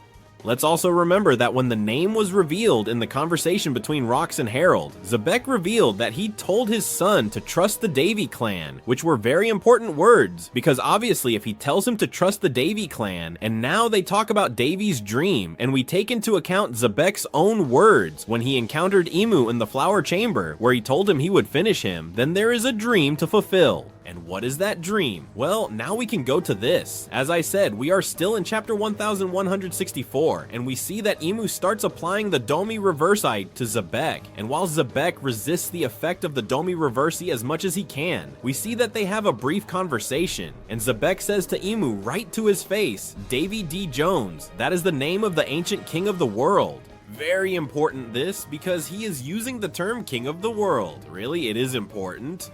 To which Emu responds, "Shut up, that guy was never a king, not even for a moment. You know nothing about the grudge between Davy and Mu." To which Xebec responds that he shouldn't be intimidated by a simple name like Davy. And he continues saying, "You were always afraid, right? Afraid that Davy's will would be inherited and that one day he would come to fulfill his promise, returning to the promise he made to him in the Chamber of Flowers, that he would end him. And to finish, he says, which of the two scares you more, Davy Jones or Joy Boy?" First of all, the most important thing here is that it confirms they are two different people, but then Emu continues speaking and says, "Stop dreaming, those guys will never appear again, if only you would disappear."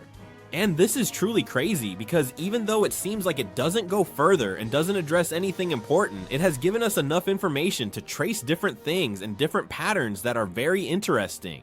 The first thing, as I say, is the matter of Davy Jones's promise and dream, which I think is quite easy to know. I think it's quite intuitive, and I think Oda has made it quite clear to us. And that is, Davy Jones's dream is to overthrow the king of the world and place himself as the king of the world. And I think this is quite easy to understand. Everything we saw in the flashback of Rox and Zebek was aimed at this. He said he needed 2 fruits. He said he had a plan that was very well laid out for this. He even threatened Emu in the Chamber of Flowers. Even when he faced him in God Valley, he told him he was going to finish him, and also said that a promise had to be fulfilled.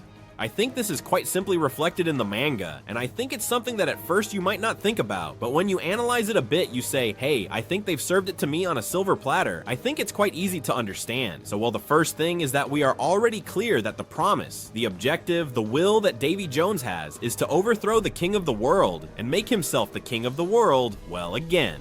And I say again because Zebek confirms that Davy Jones was the former king of the world. But we will get to this now. The important thing about all this is that we already know at least the goal, aim, or dream of Teach.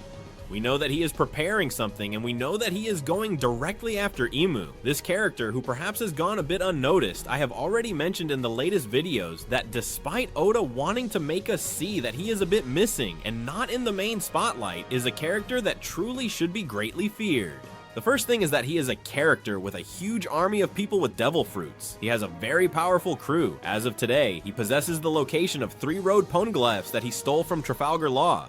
He has kidnapped the marine hero, Garp. He has Pudding, who might be able to read the road poneglyphs. And also, and not less important, he possesses the memory fruit, which at first seems like it won't be very useful, but in my opinion, it could be used to extract Garp's memories and see exactly what we are seeing in this flashback, to understand who Emu is, what Emu is, see his father, hear his father's last words, and have all the information he lacks if he is missing anything. Then it also has Saturn's face, which some might think is not very useful since Saturn is dead, but I think it's even more serious because most people don't know that Saturn is dead. This hasn't been revealed to the world. We haven't seen it in the news. It's something that happened relatively recently. So having Saturn's face to infiltrate Mary Joy's or something like that could be a huge problem.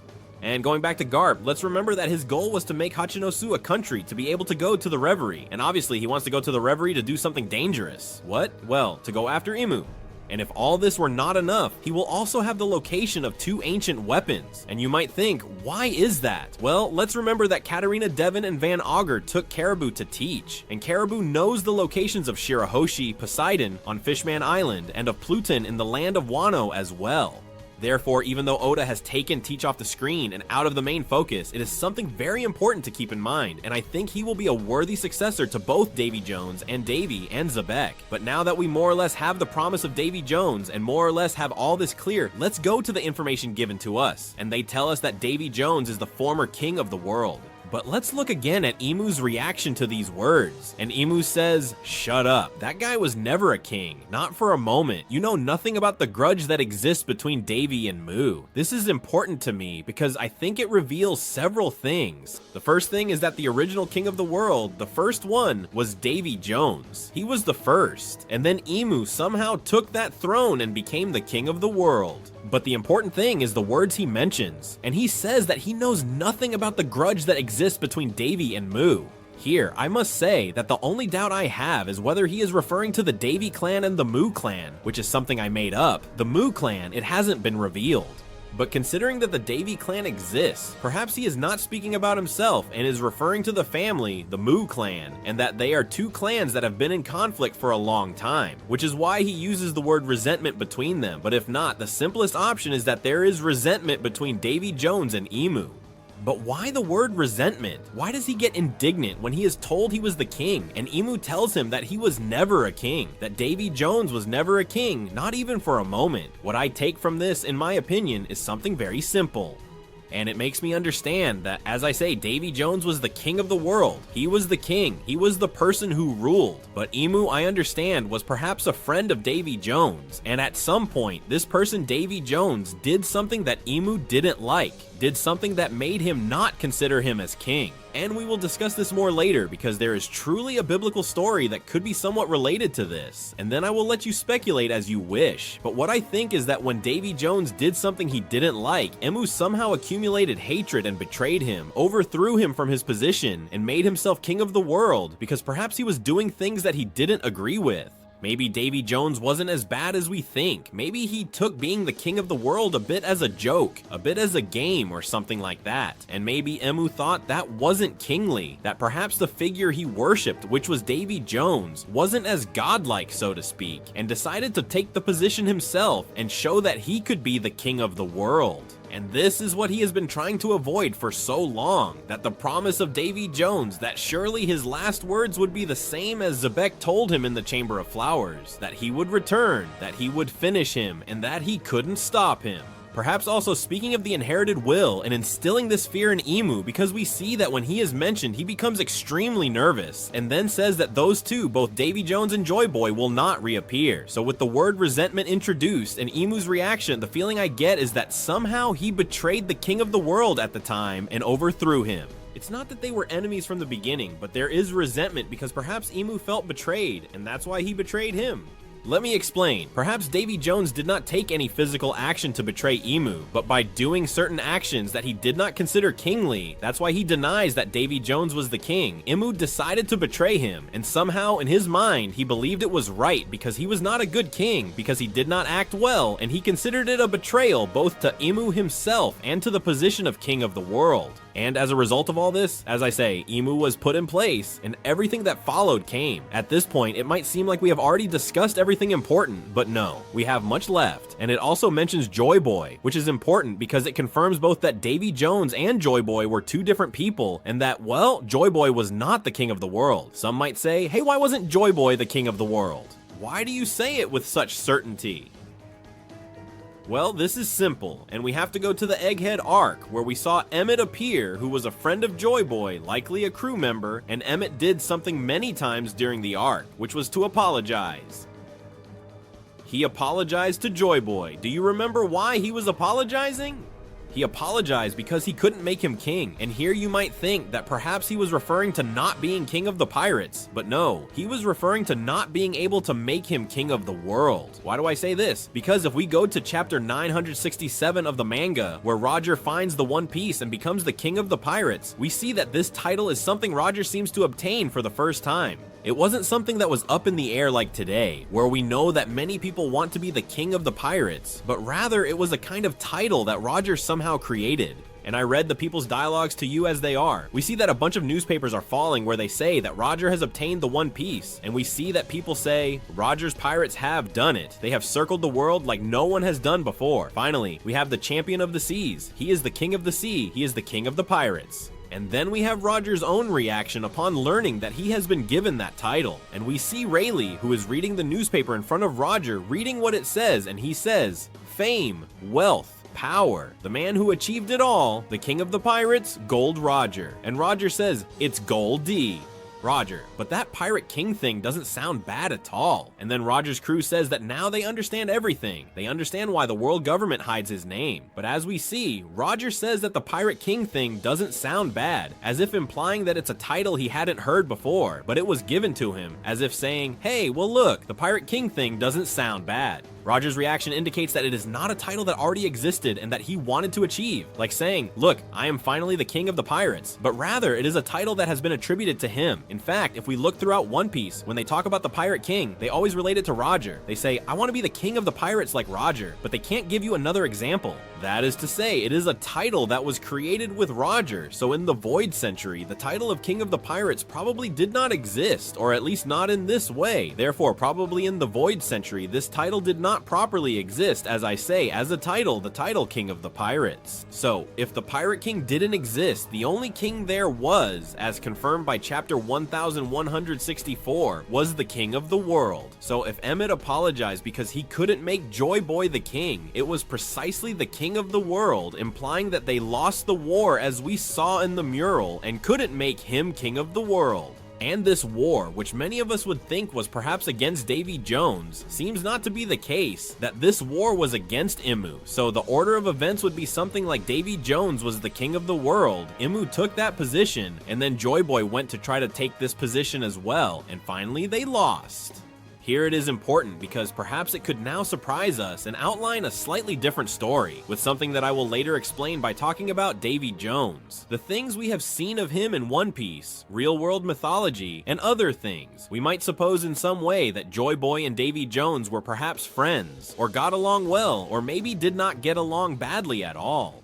To think that Davy Jones was the king of the world, was betrayed and overthrown by Emu, and Joy Boy, upon learning of this and seeing that this person, Davy Jones, was no longer in charge and that a much worse person had taken over, went to try to avenge Davy Jones, faced Emu and lost by running, things we still don't know 100%. But then Emu, after Zebek's words, saying which of the two scares him more, if David Y. Jones or Joy Boy adds to stop dreaming that those guys will never appear again, and he leaves it hanging.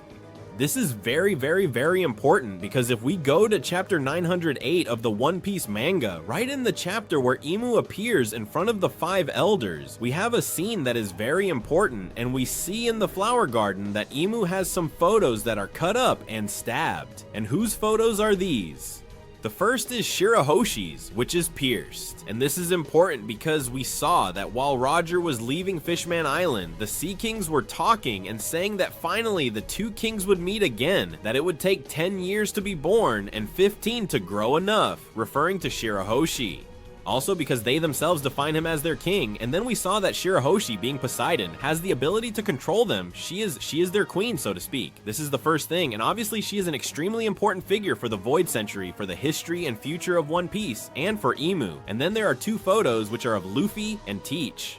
Initially, it was thought that since they were 2 very important people of the D-Plan, Emu had the photos there, but going back to chapter 1, 1164, it is implied that this is not the case, and it is that Zebek somehow instills fear in Emu that those 2 will appear, and here they have the wills of both Joy Boy and Davy Jones. Also, Teach has a very, very similar appearance to Rocks. Imagine Emu's face when he realized that this person with the D, who had Zebek's face, was active again and knew he was coming back for him, that the will he thought was destroyed was not. Since remember that in this chapter 1164, Emu thinks that both Teach and Eris have died, but Kuma saved them. So with all this, we can have many things very clear.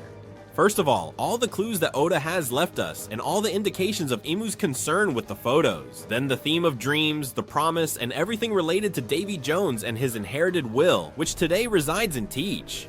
Then also that Joy Boy could not become king, but it did not refer to King of the Pirates because that title did not exist, but rather King of the World, which at the time also was Davy Jones, and that probably with the word resentment in the middle was that Emu probably knew Davy Jones and perhaps was part of his crew, which I would really like, because if we look, Zebek's crew already betrayed him. Maybe Teach's crew will also bring a betrayal, and maybe that's a bit of the Davy family curse, that they will always have someone by their side who betrays them. They will always have an Emu by their side.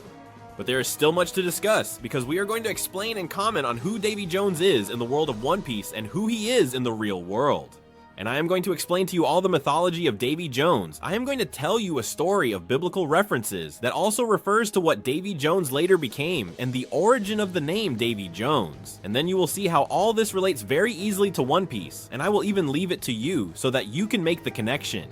And it is quite clear that the canonical information we have about Davy Jones in One Piece is very little. That's why I will do my best to build mountains with the little bits of data we have. But as of today, with what we have, it is impossible to put together a complete story. So actually, the only reason it's even possible to discuss Davy Jones is because Davy Jones is a real-life pirate legend. That is, we can draw information from real life, since from the series, well, at the moment we don't have much. And I'm sure that most people who have seen One Piece have also seen Pirates of the Caribbean, and vice versa.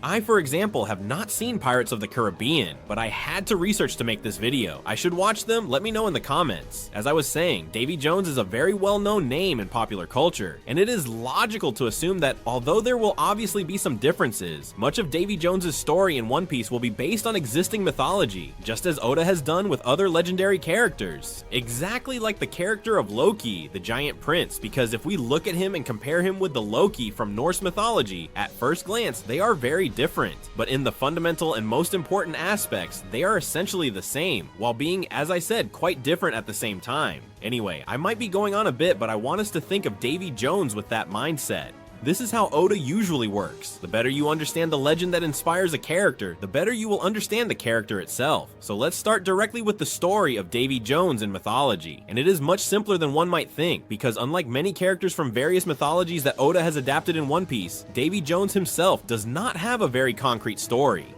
Historically, Davy Jones is basically just a name associated with pirate life. In fact, when talking about Davy Jones, it almost always refers to Davy Jones's locker, which is a nautical euphemism for death at sea. In pirate tradition, Davy Jones is often depicted as a kind of ruler of the pirates' underworld. In many representations, he is literally portrayed as the demon of the sea. So if we base ourselves only on that, it seems we don't know much about Davy Jones, and the theory would have to end here. But actually, no, because there are two additional resources we can use to reconstruct the story of this character. The first would be the legend and mythology of Davy Jones, which has always intrigued people for a long time. It is natural that there are academic theories about what his real origin might be. Even if we do not know the exact truth, these theories are relevant to the discussion we are having. And the second thing is that sometimes the historical truth behind an inspiration for One Piece is not the most important thing. That's how myths and legends are. Perhaps there was some real event that originated them, but over time, they become stories told in different ways, with many creative liberties. That's why the character of Davy Jones in One Piece could very well end up having much in common with the popular fictional version of Davy Jones.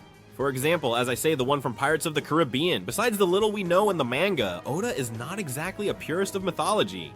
And I hate to break illusions, but in the original legends, Davy Jones was not a giant squid, nor did he sail on the Flying Dutchman. In fact, the Flying Dutchman was another separate pirate legend that Disney decided to mix with Davy Jones.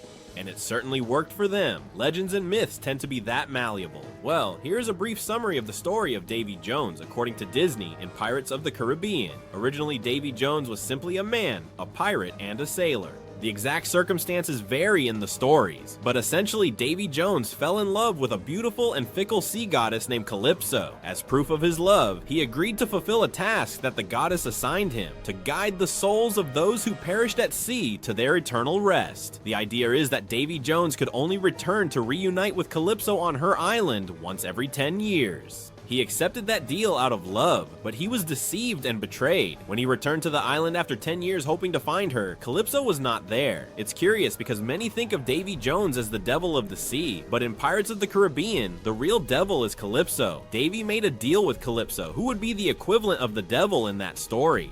And he did not get what he wanted. On the contrary, he was condemned to a rather horrible fate, doing something for all eternity that he really did not want to do. Due to this betrayal, Davy Jones summoned the First Pirate Brethren Court, a great alliance of pirates, and conspired with them to take control of the seas from the goddess Calypso.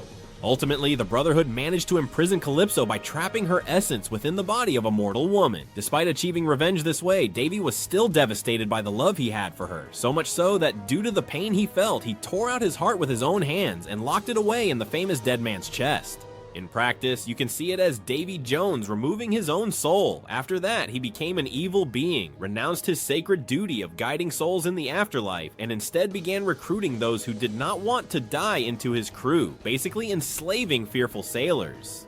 Davy Jones took advantage of the fear of people who are afraid to die without achieving their goals, becoming something like a literal demon of the sea. Over time, the entire conflict of Pirates of the Caribbean revolves around the heart of Davy Jones. Whoever controls his heart controls the man, and this is where the story gains interesting depth. Look, Davy Jones was part of the pirate council that initially joined forces to defeat the sea goddess, because they saw her as the devil to conquer. But then Davy Jones became the devil, so the Pirate Brotherhood had to gather again and decided to release Calypso to help them fight against Davy Jones, now turned into a monster, and also against the Navy. There is something cyclical in all this that fits well with the world of One Piece. Essentially, whoever holds the power ends up becoming the devil of the story. First, the sea goddess Calypso was the villain, then it was Davy Jones, then it was the trading company, which was the Navy when it obtained Davy Jones's power, and then the pirates again when they released Calypso, making deals with the devil and ultimately becoming the devil themselves in each cycle. In other words, the devil keeps changing faces, but at each stage of the adventure, the sea warriors are fighting against some incarnation of evil. In the end, while everyone was fighting each other, pirates against pirates, pirates against the Navy, deep down they were all fighting for the same thing, only each side had its own vision of what the true evil to defeat was. Summarizing the story of Davy Jones in Pirates of the Caribbean. Davy Jones had a love story. Davy Jones was betrayed. Davy Jones lost his soul by removing his heart. Davy Jones became a demon, and the way to free him from his curse in the end was to kill him. Davy Jones had to die to be free. Now then, we will later revisit some details of Pirates of the Caribbean that I haven't mentioned yet, because I believe Davy Jones's story in One Piece will share many of these key elements. But let's move on to what we know within the world of One Piece itself. The only real information we have been given about Davy Jones in the manga is told to us by Nico Robin during the Foxy Saga. Robin mentions that Davy Jones was a pirate from a very long time ago and that he was cursed by a demon. And honestly, just with that, it already sounds quite close to everything we just reviewed. But as I mentioned before, even though there isn't a real historical tale of Davy Jones in our world, there are investigations and theories about the origin of the name Davy Jones. It may not be the definitive truth, but it's the closest we can get to a historical basis for this legend. And it's relevant to discuss it. Specifically, I want to talk to you about the theory that the name Davy Jones actually comes from the biblical story of the prophet Jonah. And I'll say it right now, those who are into theories know that Oda has been greatly inspired by the Bible, so this already makes some sense, doesn't it? I will not go into all the details of the story of Jonah because not all are relevant. I prefer to give a summary of who Jonah was and why he is related to Davy Jones. The most characteristic thing about Jonah is that at first he refused to obey a direct order from God. In essence, Jonah fled from what God had commanded him to do. There are different interpretations of why he did it, but we can assume that Jonah was afraid to fulfill that divine mandate. The fact is that God had ordered Jonah to do something very specific, to go preach to a city full of wickedness to offer them salvation. And Jonah didn't like that idea one bit. He thought those wicked people didn't deserve to be saved. In fact, later in the story, when God actually forgives that city, Jonah gets very angry. Jonah did not want to save the wicked. Returning to the part where Jonah flees, Jonah boarded a ship to escape the assigned mission, and then God unleashed a great storm at sea to prevent him from fleeing. The sailors on the ship panicked, and Jonah, knowing he was the cause of the disaster, confessed to them that the storm was his fault for disobeying God.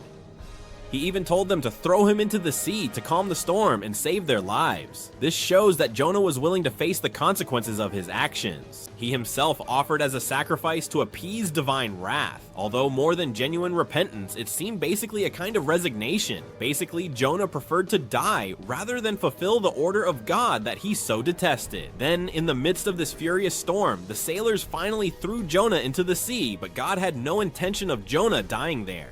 Instead, he sent a great fish, traditionally interpreted as a whale, which swallowed Jonah whole. Jonah remained alive inside the whale for 3 days and 3 nights. That time inside the belly of the cetacean was a kind of personal purgatory for Jonah. It served for him to reflect and pray, to think about what had happened and why he was wrong to disobey. A bit of sailor context. In the nautical culture of the past, it was considered that having a Jonah on board brought bad luck. Imagine the sailors are at sea and suddenly a terrible storm breaks out. They would look at each other searching for the jinx. Who is the Jonah on this ship? Who do we have to throw overboard? That is to say, Jonah became synonymous with a person who brings bad luck at sea. And all this fits quite well with the similarity between the name Jonas and Jones. It is believed that the term Davy Jones might have originated as a deformation or evolution of Jonas. On the other hand, Davy sounds similar to devil in some old sailor languages, so some think that Davy was a nickname given to certain spirits or entities, like saying the Devil Jones, which is where Davy Jones would come from. In the end, that's how language evolves. Someone says something to another, others like how it sounds, everyone starts repeating it, and in the end, no one remembers exactly where it came from. The other concrete part of the legend of Davy Jones is his famous locker, Davy Jones's locker. In sailor jargon, as we said, it's a euphemism for death at sea, but it doesn't refer to death itself, rather to a sort of final resting place beneath the waves. Notice that Davy Jones's locker is never exactly described as hell or the afterlife. It's more like a kind of purgatory, an intermediate place between life and death for those who die at sea. In Pirates of the Caribbean, in fact, Davy Jones's job was to guide souls to the afterlife. But first, those souls passed through Davy Jones's locker, a marine limbo before their final destination. This makes a perfect parallel with Jonah inside the whale. Jonah was in a state where he was neither dead nor alive, suspended in the darkness of the fish's belly. But why am I telling you all this? Well, because I believe that Jonah's story could be exactly the inspiration for Oda for the character of Davy Jones in One Piece, both his personality and certain key events in his life. Broadly speaking, Jonah was someone with a strong sense of morality, who nevertheless was filled with hatred towards the wicked. He wanted the wicked to suffer and be condemned, and it was very difficult for him to learn compassion. Jonah saw himself as a righteous man who wanted to save the innocent, but at the same time, he wished to punish the wicked mercilessly. Now, why am I so sure that Davy Jones in One Piece will be based on Jonah? Well, because knowing Jonah's story, we already have in One Piece a character whose story fits too well into that mold. That character is Rox D. Xebec. For now, the information we have portrays Rox D. Xebec as surprisingly a guy with good intentions at heart. We know that Rox wanted to dethrone the celestial dragons and become the king of the world, but we still don't have the full story of his motives. Even so, with what we already saw in the God Valley flashback, it's very clear that his crusade implied that the world government was evil, practically the enemy of humanity in his view.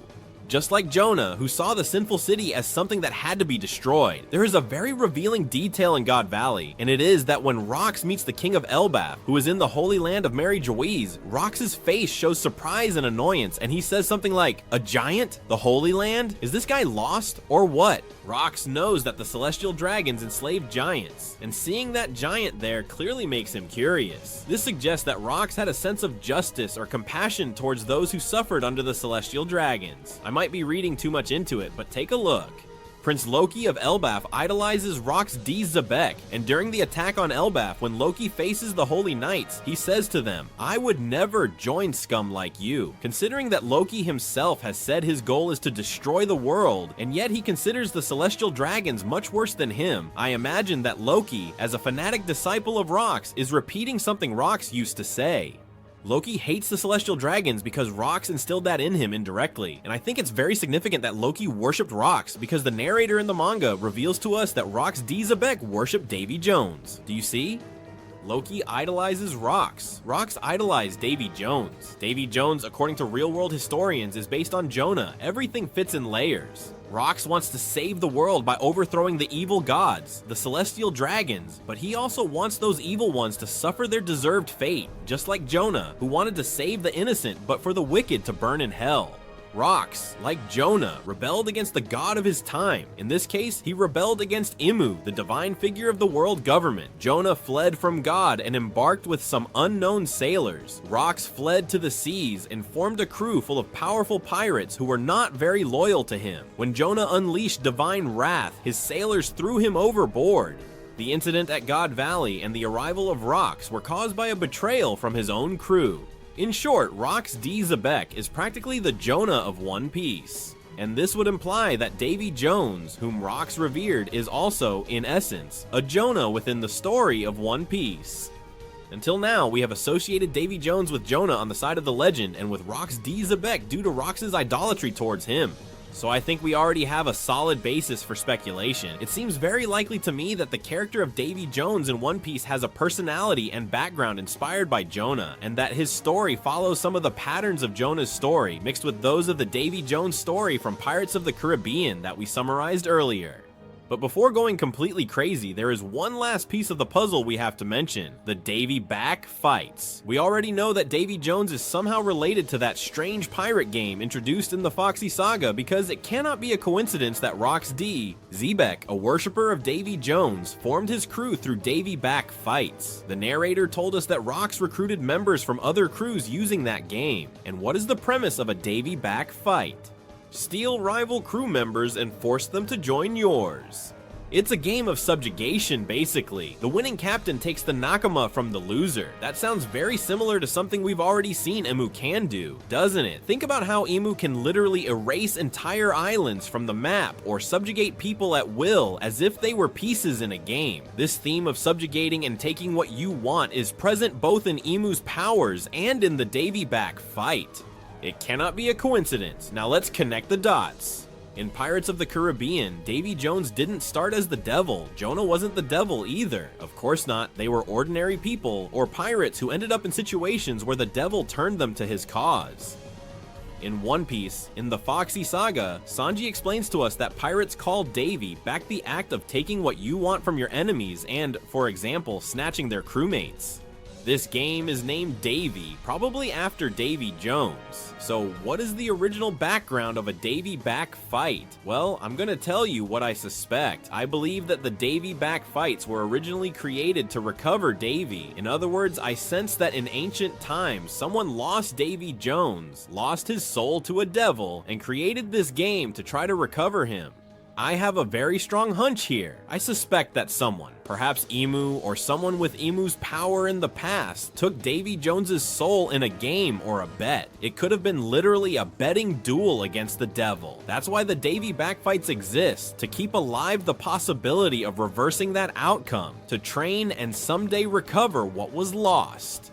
As a curious note, there is an American song called The Devil Went Down to Georgia, which is about a musician challenging the devil to a fiddle duel. If you have never heard it, I recommend it because it quite well describes the idea of beating the devil at his own game, very much in line with what I think Oda might be doing with this legend. The image I have is the following. Davy Jones challenged the Devil of the Sea to a game, a competition, a bet, and he lost. He lost something more valuable than life. He lost his soul, and as a consequence, he was forced to join the Devil's crew. Imagine it, Davy Jones and his crew facing a demonic being in a sort of legendary Davy Back fight, and Davy loses. And as punishment, he and perhaps part of his crew become enslaved by the devil. In The Legend of Pirates of the Caribbean, Davy Jones tore out his heart and kept it in a chest, thus distancing his soul from himself. In One Piece, it could be similar, but with a twist. Maybe it was the devil who tore out Davy Jones's soul and kept it somewhere, in Davy Jones's locker. In any case, the result is the same. The pirate Davy Jones ended up becoming the demon himself.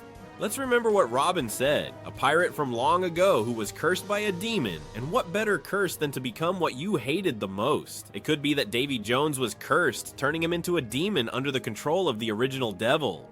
And we have even seen that with Xebec, the same thing happened in God Valley, that he was turned into a demon by Emu with the Domi Reversi. Even the small reference by Sanji in the Foxy Saga makes me think.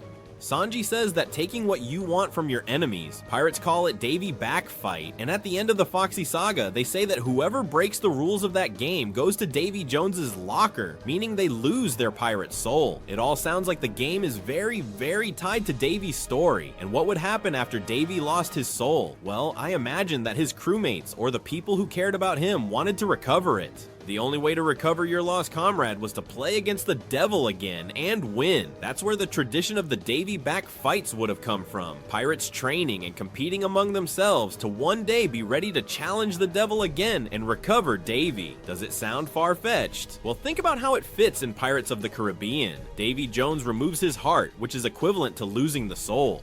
He keeps it in the chest, his locker, or he himself becomes the devil of the sea. Well, in One Piece, the version would be that Davy Jones lost his soul in a game against the sea demon and ended up cursed as a demon. Davy Jones in One Piece probably challenged the sea devil to a game and lost, and as a consequence, he transformed into a demon, becoming just another pawn of the devil himself. Obviously, it's still an incomplete story because we're extrapolating a lot, but what a story! I hope this theory is entertaining for now and seems quite solid to you, at least as much as it does to me. At first, I asked myself the question, could Davy Jones actually have been Joy Boy? We know of two great legendary figures from the past, Joy Boy, the hero of the Void Century, and Davy Jones, this cursed pirate about whom we have some mentions, and it is logical to wonder if they could be the same. And so far, nothing I have said contradicts that possibility. It could be that Joy Boy and Davy Jones were the same person, but interpreted differently by history. But finally, in chapter 1164 of the One Piece manga, it has been revealed that they are two people, as Xebec tells Emu if they fear Davy D more. Jones or Joy Boy. I'm going to propose something even crazier for you to really have something to think about. So far, my hypotheses have been relatively logical as far as they go, but hold on, because now comes the truly outrageous part of the theory. Let's remember, in Pirates of the Caribbean, the story of Davy Jones is a tragic love story. Davy Jones made a pact with the woman he loved, Calypso, and ended up feeling betrayed by her. But watch out, in the movies, Calypso didn't actually betray him with bad intentions. She confesses to Davy that she still loved him, but her wild and untamed nature forced her to be free, not to be tied down waiting 10 years for him. Basically, Calypso could not stop being free because freedom was her essence. Davy Jones, blinded by pain, interpreted it as an unforgivable betrayal and demonized her in his mind. But in reality, it was not exactly like that. There are interesting parallels here with One Piece. We could compare Calypso, that goddess of untamable freedom, with the idea of the sun god, Nika, the embodiment of freedom itself, even with Luffy himself. Calypso had a nature that could not be chained. Something like absolute freedom ruled her life. And what does Luffy represent if not freedom? Calypso did not wait for Davy Jones because she could not betray herself. She could not stop being free. Davy Jones, in his pain, perceived her as an evil traitor, like the devil of the sea. But in reality, he simply did not understand her nature. In One Piece, I think we will see something similar. Davy Jones probably became enemies with someone he cared about a lot, a friend, a loved one, maybe even his own captain, because he felt that person failed or betrayed him. But it may be that Davy was wrong, that he didn't understand the higher reason behind his friend's action. Let's go back to Jonah. It is easy to imagine that Jonah felt betrayed by God. God wanted to save the wicked people that Jonah believed unworthy of salvation. Perhaps Jonah even thought, why is God asking me for something so absurd? Is he playing with the devil by putting me in the middle of his game? Jonah might have come to believe that God himself was deceiving him or putting him on the devil's side for no apparent reason. And then Jonah, confused and angry, betrayed God by disobeying and fleeing. I would like to think that something similar happened in the story of Davy Jones in One Piece, that Davy Jones ended up confronting someone he deeply cared for or respected because he felt that person betrayed him first.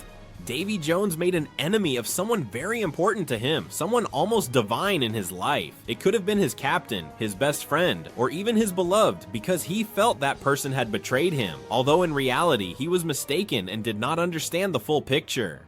So I propose this. Was Davy Jones actually Joy Boy? Or maybe he was someone from the era of Joy Boy who ate the Hito Hito fruit model Nika, the sun god, and was basically a parallel to Luffy? Personally, I don't think so. Because as we mentioned before, in chapter 1164, these people are talked about as two different people. Similarly, we know how Oda is, we know how One Piece is, and Oda might surprise us by saying that simply Davy D. Jones was the name and Joy Boy the nickname, since Joy Boy literally means a joyful boy, and Davy D. Jones is a name. Likewise, for now, I choose to believe they are two different people because this is practically confirmed. We have to be careful with our assumptions. We have always thought, ah yes, he was a great pirate from the past. Surely he was a great captain, but what if he wasn't? Davy Jones could well have been the first mate of a crew, a member, not the leader. Maybe Davy Jones was part of Joy Boy's crew, even his right-hand man, and not the captain himself. Imagine that Davy Jones received a divine order in a way, an order from his captain, who for him was like a godly figure, especially if that captain had the fruit of the sun god, Nika, who was practically a divine envoy. And Davy Jones refused to carry out that order. He fled, feeling betrayed or outraged by what he had been asked. In terms of analogy, Davy Jones would be Jonah, his captain, Joy Boy would be the god or the son of God, the champion of the divine will at that time. Joy Boy with the Nika fruit and his mission to free the world would be that sun god giving orders, sometimes, that no one understands. If everything I'm saying were true, that pirate in that context is literally participating in a game, a cosmic game of betting against the devil. You are fighting against the devil, and what you risk is your freedom or your soul, your dreams. Once you enter the game, you cannot back out without consequences, because even if you manage to escape with your life, if you abandon it, you would have lost the most important thing in your life, your dream, your goal, which in this world is equivalent to losing your soul. The character Zoro himself makes his point of view clear. He would rather die than give up on his dreams. In fact, Eiichiro Oda himself said that Luffy does not kill his enemies because in the world of One Piece, and for Luffy himself, it is considered worse to destroy a person's dreams than to end their life. And that is what Luffy does with his enemies. And I don't just say this metaphorically, it's explicitly in the rules of the Davy Back fights in One Piece. There are 3 articles that define the defeat in that game. Number 1, any crew member captured during the game can only be recovered by playing again. There is no rescue by brute force. It has to be in the game itself. Number 2, 2. The captured must swear immediate loyalty to the winning captain. That is, your will now belongs to the enemy. And number 3, a stolen flag can never be raised again. Losing your flag is losing your identity as a crew, and they warn that those who do not obey these rules will end up in Davy Jones's locker as a wretch. Translated, the one who breaks the rules loses their pirate soul and becomes cursed. It's not that they die instantly or anything, but it's worse. They are a pariah whose existence no longer has honor or purpose. A tormented soul, metaphorically dead in life. It sounds like going to Davy Jones's locker is like condemning yourself to that purgatory we talked about. So what do I think happened to Davy Jones? That he didn't play by the rules. I think Davy Jones, after arguing with his Captain Joy Boy, or whoever his divine friend was, left the crew in the middle of that game against the devil they had going on. He broke the most sacred rules of pirate camaraderie, and that's why he suffered a fate worse than death. The best theory about the meaning of the D, and even to this day I still maintain that this is the true meaning of the D in One Piece. But let's start with the theory. And it's that for years, Oda has been showing us some small clues about what happened in the Void Century and the meaning of the famous D. To understand what meaning I bring for the D, first we'll have to take a small but interesting detour throughout the entire story. We'll start by analyzing the person who very likely knows the most about all these mysteries. And yes, I mean Emu-sama. And the little we have seen of Emu has shown us many details that not only tell us information about what they are like, but also shout out information that is very easy to overlook. 3 scenes we can investigate. The first is when Emu sits on the empty throne before the Gorosei. The second is when they go to see the Straw Hat. And lastly, but by no means less important, we have the moment when they are summoned to see the Gorosei. And yes, today we will focus mainly on the last 2, with which I will be able to give you the meaning of the D. Okay, right now, I know there may be people saying they don't understand what I'm saying and wondering how am I going to glean such things simply from panels where literally you can't see anything. Well, actually, Oda has done very well to hide as much as possible, but the truth is I think we can find something very interesting if we look closely enough. And it's that when Emu goes to the giant straw hat, several questions arise. Where is that place? Why does it have Luffy's poster? Who is the other person? Why do they have a hat identical to Luffy's but larger stored there? And what do you think if we start answering all of them? To begin with, this place is located under the Pangaea Castle, and we see Emu going down some stairs and reaching a part, an area that, as everything indicates, is a sort of cold storage. So what better place than this to build such a facility than by doing it underground?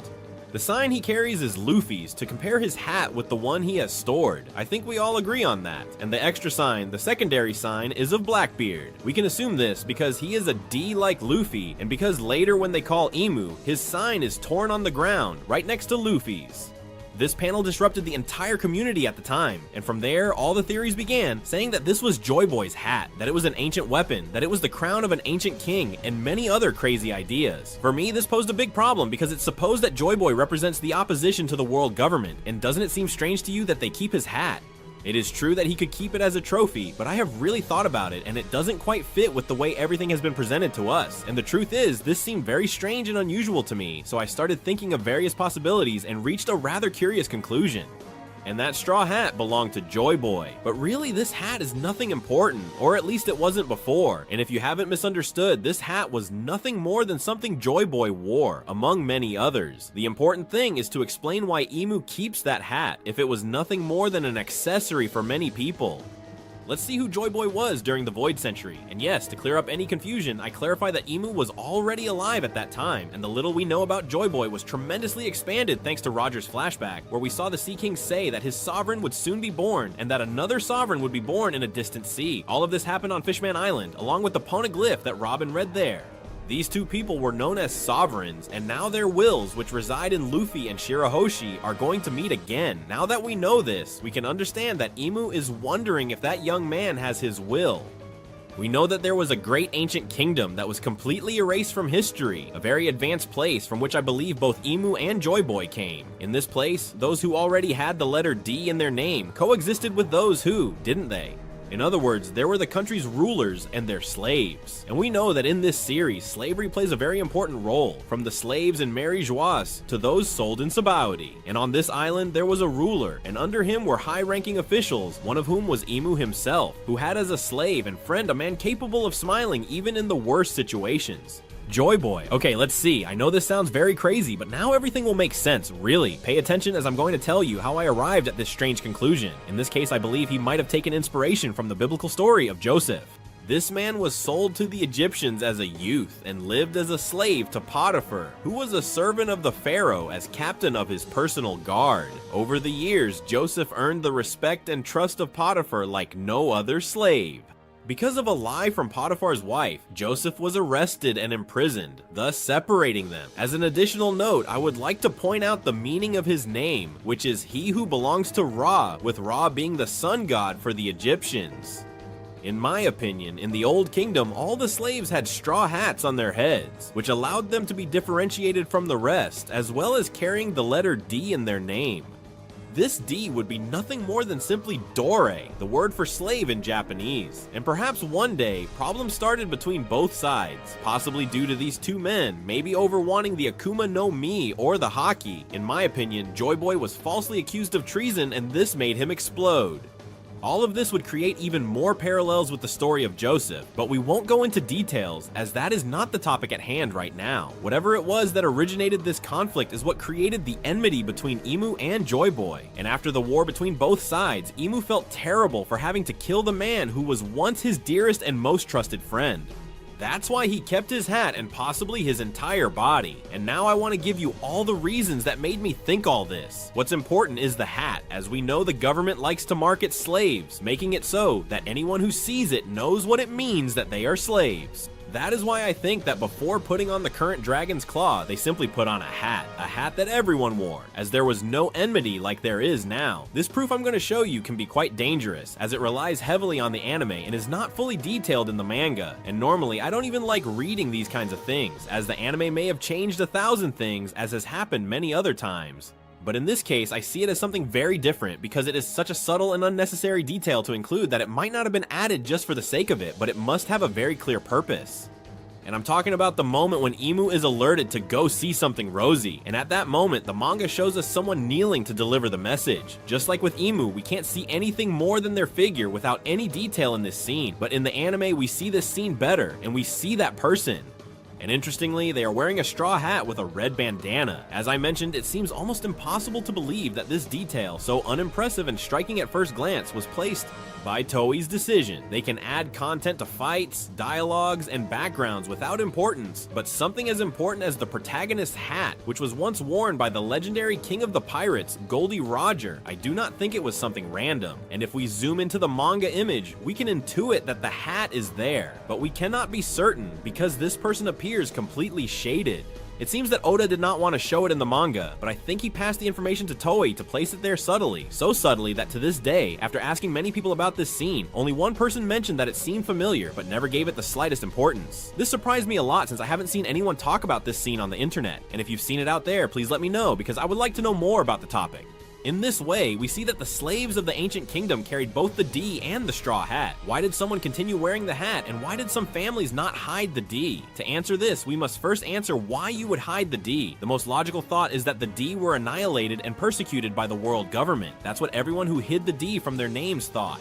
But for me, this goes much further, thanks to this mysterious person who went to talk to Emu. The people with the D were captured and returned to serve their masters from the ancient kingdom. All this happened before or even during the Void Century. After having recaptured so many D, the government calmed down and stopped the hunt. But the world didn't know this, so the former slaves mostly remained hidden in many of the families that concealed their names, like the Trafalgar family, who were able to continue passing down the legacy by secretly naming their children with the D. This way, only they would know and could maintain the legacy for centuries. With the strong waves that were created in the world, many alarms were raised in different places by the world government. They were frightened to see a D displaying their initial without hesitation and stirring things up globally. This caused many families to start showing their full name, as they saw there was a major criminal with the D who was not annihilated and erased from history. All this led to another D making noise worldwide, this being Goldie Roger. The government did not consider censoring Roger's name at first, but upon seeing all that he achieved, they feared the resurgence of the D. And not long after, Dragon began his journeys, liberating towns from the power of the world government and creating the famous Revolutionary Army. Currently, we have Luffy, who not only does not hide his D, but his trademark is the straw hat of those same slaves. And the thing is, think about it, Luffy has no idea about all this, and the world government and the families that have passed down through history from generation to generation are stupefied by each action the rubber boy takes around the world. For this reason, he wanted to compare the hat because he couldn't believe that this was real, that someone was reigniting the flames of the rebel slaves. This is why I believe his bounty increased so much after going for Big Mom. They considered him a real threat, not just for everything he had done before, but because he was a D with the hat, and he was doing it, and they fear he might be seeking revenge without knowing that he just wants to be free and eat meat. All this because a D decided not to hide his name and went out to sea with the hat, using it as a message to the then newly created world government, something like saying, "I do not fear you, we are here and we will regain our freedom someday, just wait." The D that Roger was waiting for was none other than the one capable of fulfilling this mission, carrying the name and the hat, because besides, when Roger returned from Laugh Tale, we saw that he spoke with Shanks and asked him a question, to which the answer made Shanks cry, because it meant that Shanks could not follow Roger's dreams. I believe that at Laugh Tale, Roger discovered everything that also included a prophecy mentioning a brave D wearing the hat and freeing the entire world, so he told young Shanks, who surely spent his days encouraging his captain, his mentor, and his father figure, saying that he would take charge of freeing the world, that he would be the one to finish the task. So, Shanks went to ask if he discovered anything about the world's past, to which Roger responded with a simple, "Yes, I'm sorry kid, but it seems you won't be able to follow my ideals," or something similar. This is why Shanks fervently sought a D who could wear the hat. He surely imagined that Roger's son would be in the East Blue, as he possibly knew from Rayleigh that he wanted to have one, and imagined that Garp, who was from the East Blue, would have secretly taken care of him, just like Roger did with baby Shanks. Therefore, I believe his mission was to search island by island to find Roger's son to try to give him his father's hat. But this took a big turn as he met Luffy and saw the living image of his captain, even saying the same words. Luckily, because if it had been Ace, he would have said that it was Roger's and would have burned it in 2 seconds. But going back to the topic, I still have a little more to tell you, and it is that I would like to comment on how all the Ds have a strong sense of freedom inherited from the Void Century and the hundreds of prisoners in Mary Joieuse. And each has it in their own way, but we see how they all fight for that feeling of freedom that the slaves themselves had. Without going into much detail, and to finish this part, I would like to point out that many of the D concealed their initials and spread throughout the world. An example of this could be the people of Wano, especially the noble families. This would completely explain Momonosuke's attitude, alongside Luffy, Roger, and very possibly Trafalgar Law upon arriving in the land of Zu. And if we remember when Zunesha starts talking to Momonosuke and Luffy, we see Law hesitating a bit, and then, in fact, he disappears from the scene. All this happens until the conversation ends. Oda very likely did this on purpose to hide his suffering, and in this way make us confused and think it's some kind of form of haki from Zunesha, when simply being a D would be something hereditary. Something like how it is considered that the king's haki can also have a strong hereditary factor, and if you think about it, it makes a lot of sense that the Kozuki share blood with the D clan, only they could notice that voice, and both Odin and Suiko sensed it much more strongly than the rest, with Luffy feeling that Zunesha would not follow his order, but we see that this is very simple, and this ability would simply be hereditary. And it is because the Kozuki, who have lived in a completely closed country and thus less exposed to mixing their DNA with people outside the clan, especially if they only married among nobles and families, would explain why they have such a strong lineage. And it is because the very nobles of Wano would be descendants of the same slaves. In this way, Oda would once again be hiding something in plain sight and making what we believe have a completely different meaning. Besides, the hairstyle of the Tenryubido is most likely based on the movie The Adventures of Baron Munchausen. I won't go into details about the movie, but I will comment that I think the slaves also have it, as this is a typical hairstyle of the king. This way they would have the hairstyle doubled forward. And something like that is very similar to the typical ancient hairstyles in Japan, which could mean that by having closed off Wano, they did not adopt external cultures. And this bun has almost, well, not changed since then. I think they shared the hairstyle because it was the insignia of the ancient kingdom. If we look closely, it could be said that this hairstyle resembles the tail of a great whale entering the water. I think they had a great love for these animals, mainly island whales, which might place the ancient kingdom in the West Blue, since these whales originate there, also being the sea where Ohara was located. What a coincidence! When the survivors from the first time in the story of the ancient kingdom went to sea, they went with an allied tribe that helped them in the war, the Mink. Once in their country, they shaped a tree in the form of a whale to show that they were allies, and they gave them a road poneglyph and placed the Kazuki emblem, and in fact, the road poneglyph is right at the whale's tail, like the hairstyle. It seems like quite a coincidence to me. I told you I also think I know the name of the ancient kingdom, a kingdom that had the keys to all this, most likely due to the intelligence and work of the slaves. This kingdom had a name that even the Gorosei wanted to prevent from being heard by CP9, who was sent to Ohara. And indeed, if they were going to kill them, it didn't matter if they said it. Only the allies of the world government could leave with that information, and the Gorosei were concerned that Spandam would hear it because its name meant a lot and could cause many problems if known. The name that this kingdom had would shock Spandam and the readers themselves, as it was a name we all knew too well, and that's because the name of that kingdom was none other than Mary Joas. That's right, that kingdom had the same name as where the celestial dragons now live. But why do they share a name? What does it mean that the ancient kingdom was called that? And why did they adopt the same name? And who created the new Mary Joas? And all these questions were what the Gorosei feared Spandam would ask. And now I am going to answer all these questions. It was a very beloved country for the slave owners. When it was corrupted by the D's, they decided to completely destroy this country and created a new nation, a new pure and immaculate nation at the highest point of the earth, along with all the noble families of the world that supported them, except for the Nefertari family, which decided to stay in Arabasta. For this reason, I believe that the Kozuki are descendants of the D's. Runaways from the kingdom that existed, specifically being a family related to birds. And we have seen how some have uncommon names, like monkey, jaguar, Trafalgar, rocks, etc. This completely sounds to me like each family either specialized in what their name says, or served families with that name, as if we say that Luffy's ancestors were the monkeys, thus making Luffy the slave D of the monkeys. The birds, as I mentioned before, would be the ancestors of the Kazuki, and this is because their emblem is a bird. If it were me, I would want to keep the name in some way to the old name I had to discard, and what better way than to use it as an emblem for future generations. I also came across other possible D's, and again it sounds crazy, and some would be the Jetty Cool Brothers. Yes, do you remember those two who appeared out of nowhere? Well, these guys wore a hat very similar to that of our protagonist, and interestingly, it was larger in size and found in an icy area. And now is when we return to the topic I mentioned at the beginning in what could be considered giant quotes. And it's true that the hat that Emu keeps is indeed large, but the anime exaggerated its size a lot, and because of that, we might have an incorrect idea of their bodies. And if we reduce their size a bit to match the mangas, we have a size much closer to the hat that is kept and could belong to Joy Boy. Could it be that Joy Boy was from this strange race of giants? Well, I think so. And I will explain my reasons, and it is that the Yeti Cool Brothers appeared for the first time in the last panel of chapter 665, but they did not become prominent until 666, titled with their name, Yeti Cool Brothers. Curious that the first time we see a race that could be that of Joy Boy, the natural enemy of the gods, they are introduced in chapter 666. Which would be the number of the beast, the number of the demon. On top of that, it turns out that this hat is kept in a freezer, and although it could be used for more things, the hat could see them drawn without suffering the effects of the cold.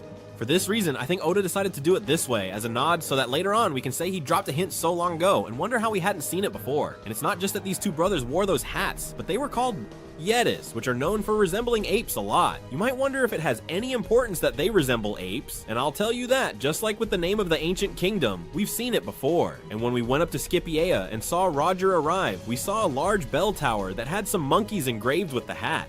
At first, I thought it was a prophecy about Monkey D. Luffy, but after talking with a friend, she told me it seemed like a myth to her. This way, I came to the conclusion that yes, they were literal drawings, but not about a monkey king, rather about a very important man who fought in the Great War against the world government, the giant ape Joy Boy. Therefore, as a final conclusion, the D lived in the ancient kingdom and were the slaves, bearing both the letter in their name and the straw hats as their mark of slavery. And after a conflict with their masters, they were captured and enslaved again in Maryjoyce. Some escaped and decided to hide everything from the past, and many of them could have ended up in Guano. The meaning of the D would be Dore, which is slave in Japanese.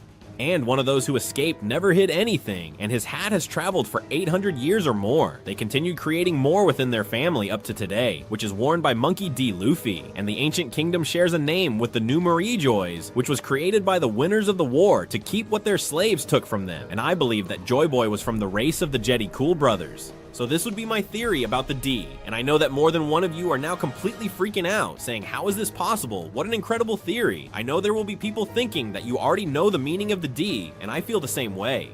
I love the fact that the D is Dore, that they are slaves. It all fits for me. It makes perfect sense. And as I say, that scene where someone with a straw hat comes to call Emu and treats him as if he were his slave, it fits perfectly. So that would be the first theory. And let's move on to the second. The D, who was this clan or family? Why are the government and especially Emu so obsessed with them? What is the word behind this letter? With all of this, it is clear that Eiichi Oda, from the very beginning of the work, and even Oda's first editor, revealed the initial ideas of the work, the sketches and concepts where we can see that the first drawing of who would become Luffy had a headscarf with the Gomu Gomu pattern. And most importantly, that character was named Monkey D. Pow. This lets us understand that from the earliest moments of One Piece, the D, its presence, and the mystery were already in Oda's plans, long before the name Luffy even existed, although we will leave this for another time, because these were not the only things this editor revealed. All this information reinforces that the mystery of the D is not something improvised, but a fundamental piece of the lore. Oda has been preparing its revelation for decades. But what if I told you I think I have discovered the meaning behind the D? And I have done it using hidden clues, folklore, ancient religions, and symbology. And I have reached a point you have probably never heard before. The D does not mean dreamer, nor crescent, nor anything. The D means... wait, I can't tell you yet. First, we need two things. One, that I explain why you've probably never heard this meaning and it makes sense. And two, that you subscribe to the channel. So now let's start from the beginning. First, we'll talk about the Noah's Ark Joy Boy. We go back to Fishman Island. There they show us a sacred, gigantic vessel from the Void Century, the Noah Ark. Does that name ring a bell? It is exactly like Noah's Ark. Plus, it's called Ark, and visually, it also greatly resembles how Noah's Ark is depicted in Western iconography and drawings. And according to King Neptune, in chapter 649, the Noah Ark was built 900 years ago to fulfill a promise from Joy Boy. It was designed to transport the people of Gyojin Island to the surface, and Joy Boy was unable to fulfill his promise, leaving an apology letter on a poneglyph. Does that ring a bell? In the Bible, Noah builds an ark by God's order to save humanity and animals from a universal flood. Joy Boy built an ark, or helped to do so, to save his people. But from what? The next thing we'll talk about is the attack by Emu, and we jump to Lulusia. Emu launches a devastating attack on the kingdom of Lulusia, and the sky darkens. Lightning strikes. The entire island disappears from the map. All this points to it being Uranus, one of the three ancient weapons. In the same way, Dragon and the Revolutionary Army theorized it, and that this would be activated with a replica of the Mother Flame that Vegapunk was developing, and that was only a partial replica. Vegapunk claims that not even that complete replica could compare to the original, and even so, its power is enough to cause two effects. One, the total and instant destruction of the island, and two, the rise of the sea level by 1 to 2 meters worldwide. This connects us with Vegapunk's posthumous message, and this is where he gave us the major information that 900 years ago there was a great flood caused by the use of ancient weapons during the Great War that occurred in the Void Century, which caused the sea level to rise by up to 200 meters, devastating and leaving approximately 80% of the land surface completely flooded. A catastrophe without preamble. Let's move on to the next. Technology and longevity and the meaning of life. And how is it possible that a society almost a century ago had a scientific and military level so high and immensely superior to the current one? So much so that Vegapunk confirmed this, and in fact, claims that not even he, who is the greatest genius in the world of One Piece, can replicate it. All these points remind me of a specific book, the Bible.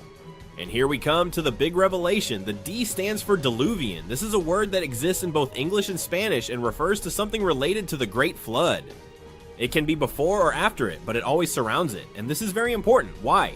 Pay attention. The flood in the Bible was caused by God. The self-proclaimed gods are the ones trying to hide this information and who seem to have a power that would result in the rising sea levels, as happened with Lulusia.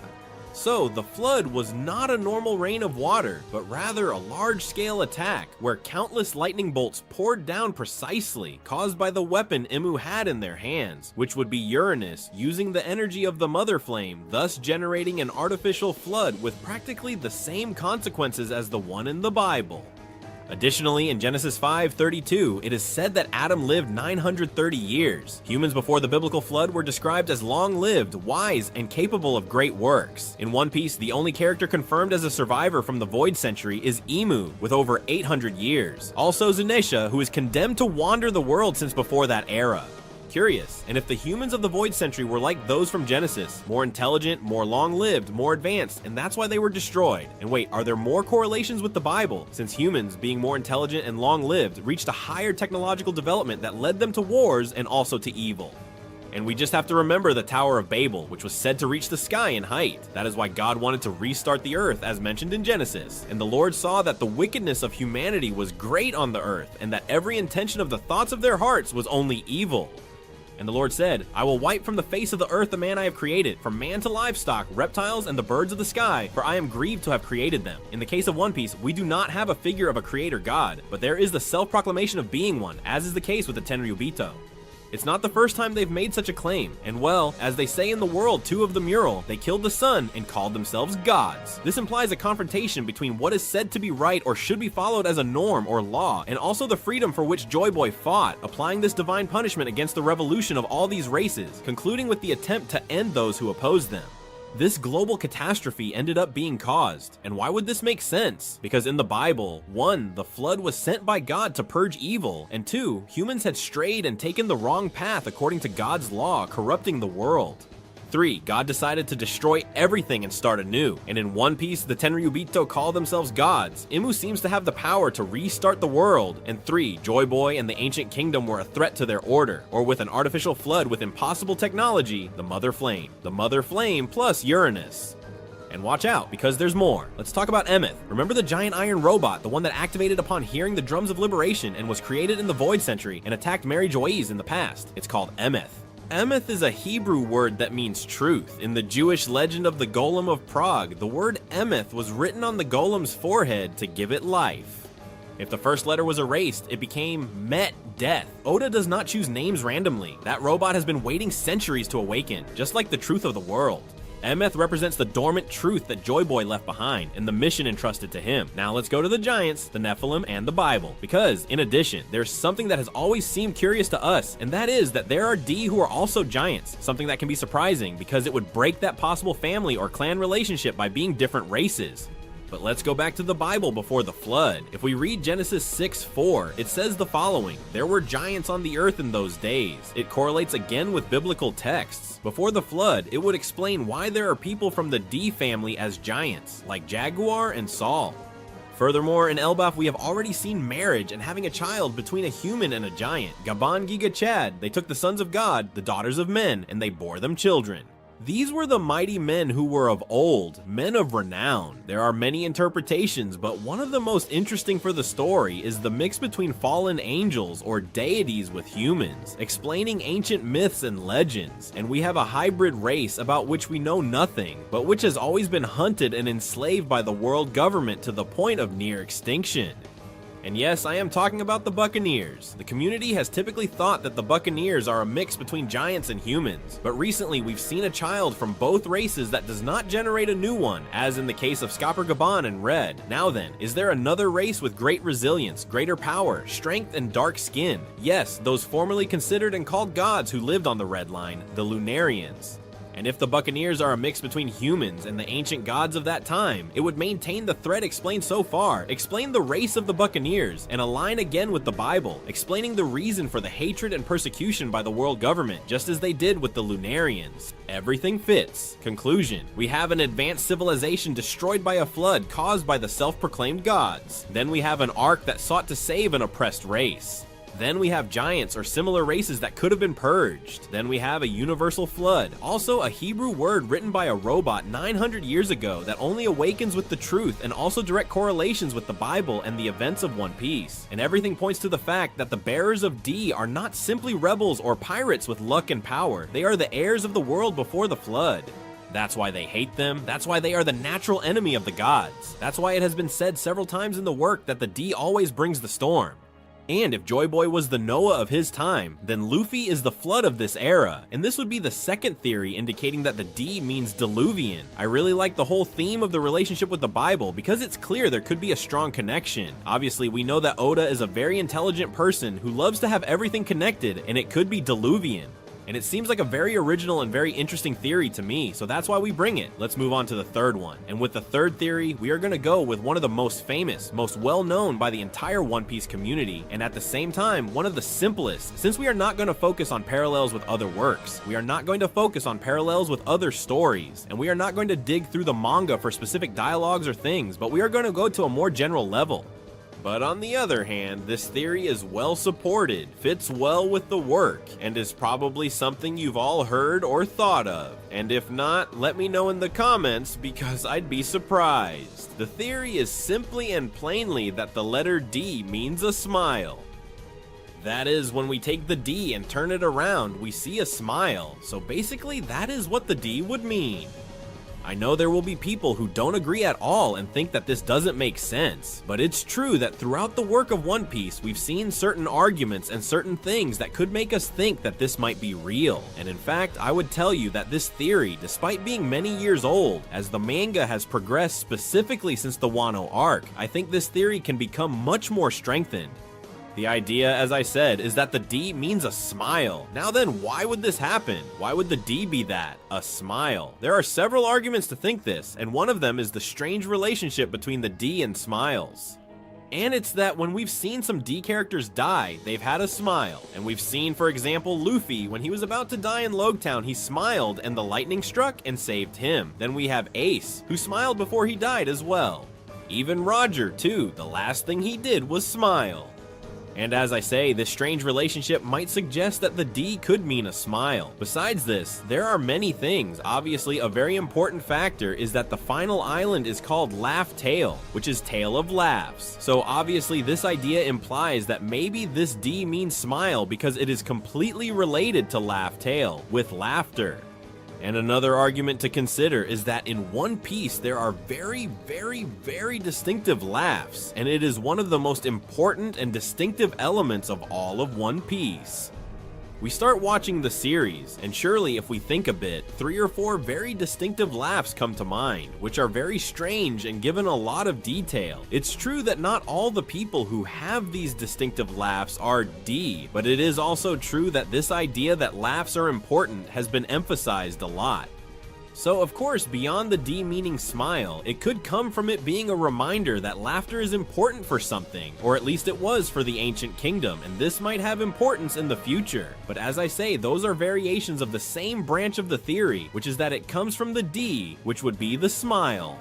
Something else important that we can highlight, and that can be added as a very interesting argument, is that in the Wano arc, right at the end, when Luffy awakens his Devil Fruit, we see that he transforms into Gear 5, and we see something very important, which is that Luffy starts to laugh a lot more. And it seems, as I said, that the sun god Nika was also known as the god of liberation and many other nicknames, but among them, it seems he always brings laughter, always brings happiness. In fact, Luffy's personality changes a lot when he is in Gear 5 compared to his normal state. There is a big difference. Even we have seen that characters from the Elba arc mentioned by Kuma himself have said that this, well, brought happiness. That the sun god Nika brought laughter and happiness wherever he went. Then, once again, we see the importance of laughter, and of course knowing how he is writing things, knowing how this gentleman likes to have everything calculated, we have seen that definitely, based on all the things I have mentioned in this video, and many other details that can be gleaned, because if we start looking, we can find things everywhere. Is that precisely laughter is important, the smile is very important.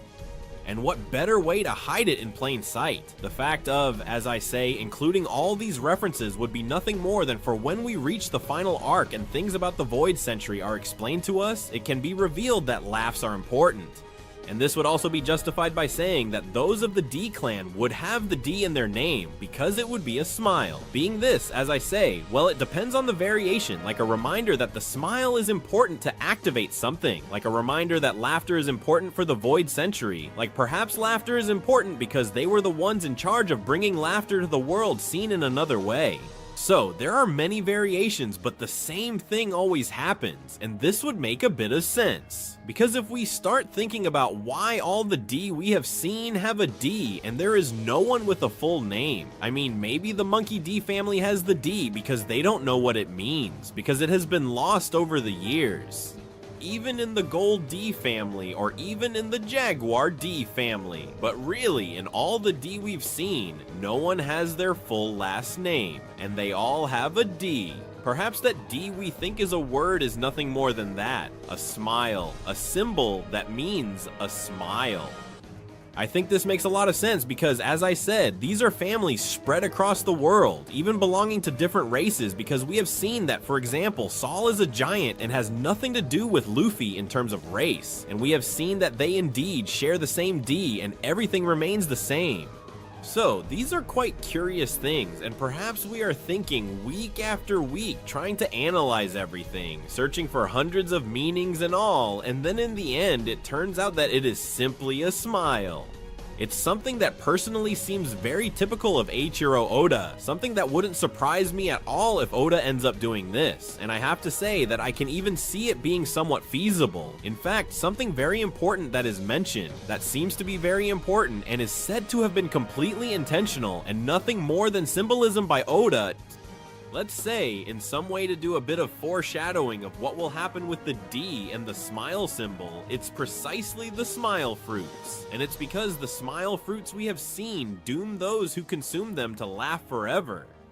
That is to say, they cannot express any emotion other than laughter, not only emphasizing laughter again, but it would be a kind of macabre parody of the true power of the D or Nika, which would be to make people laugh with joy.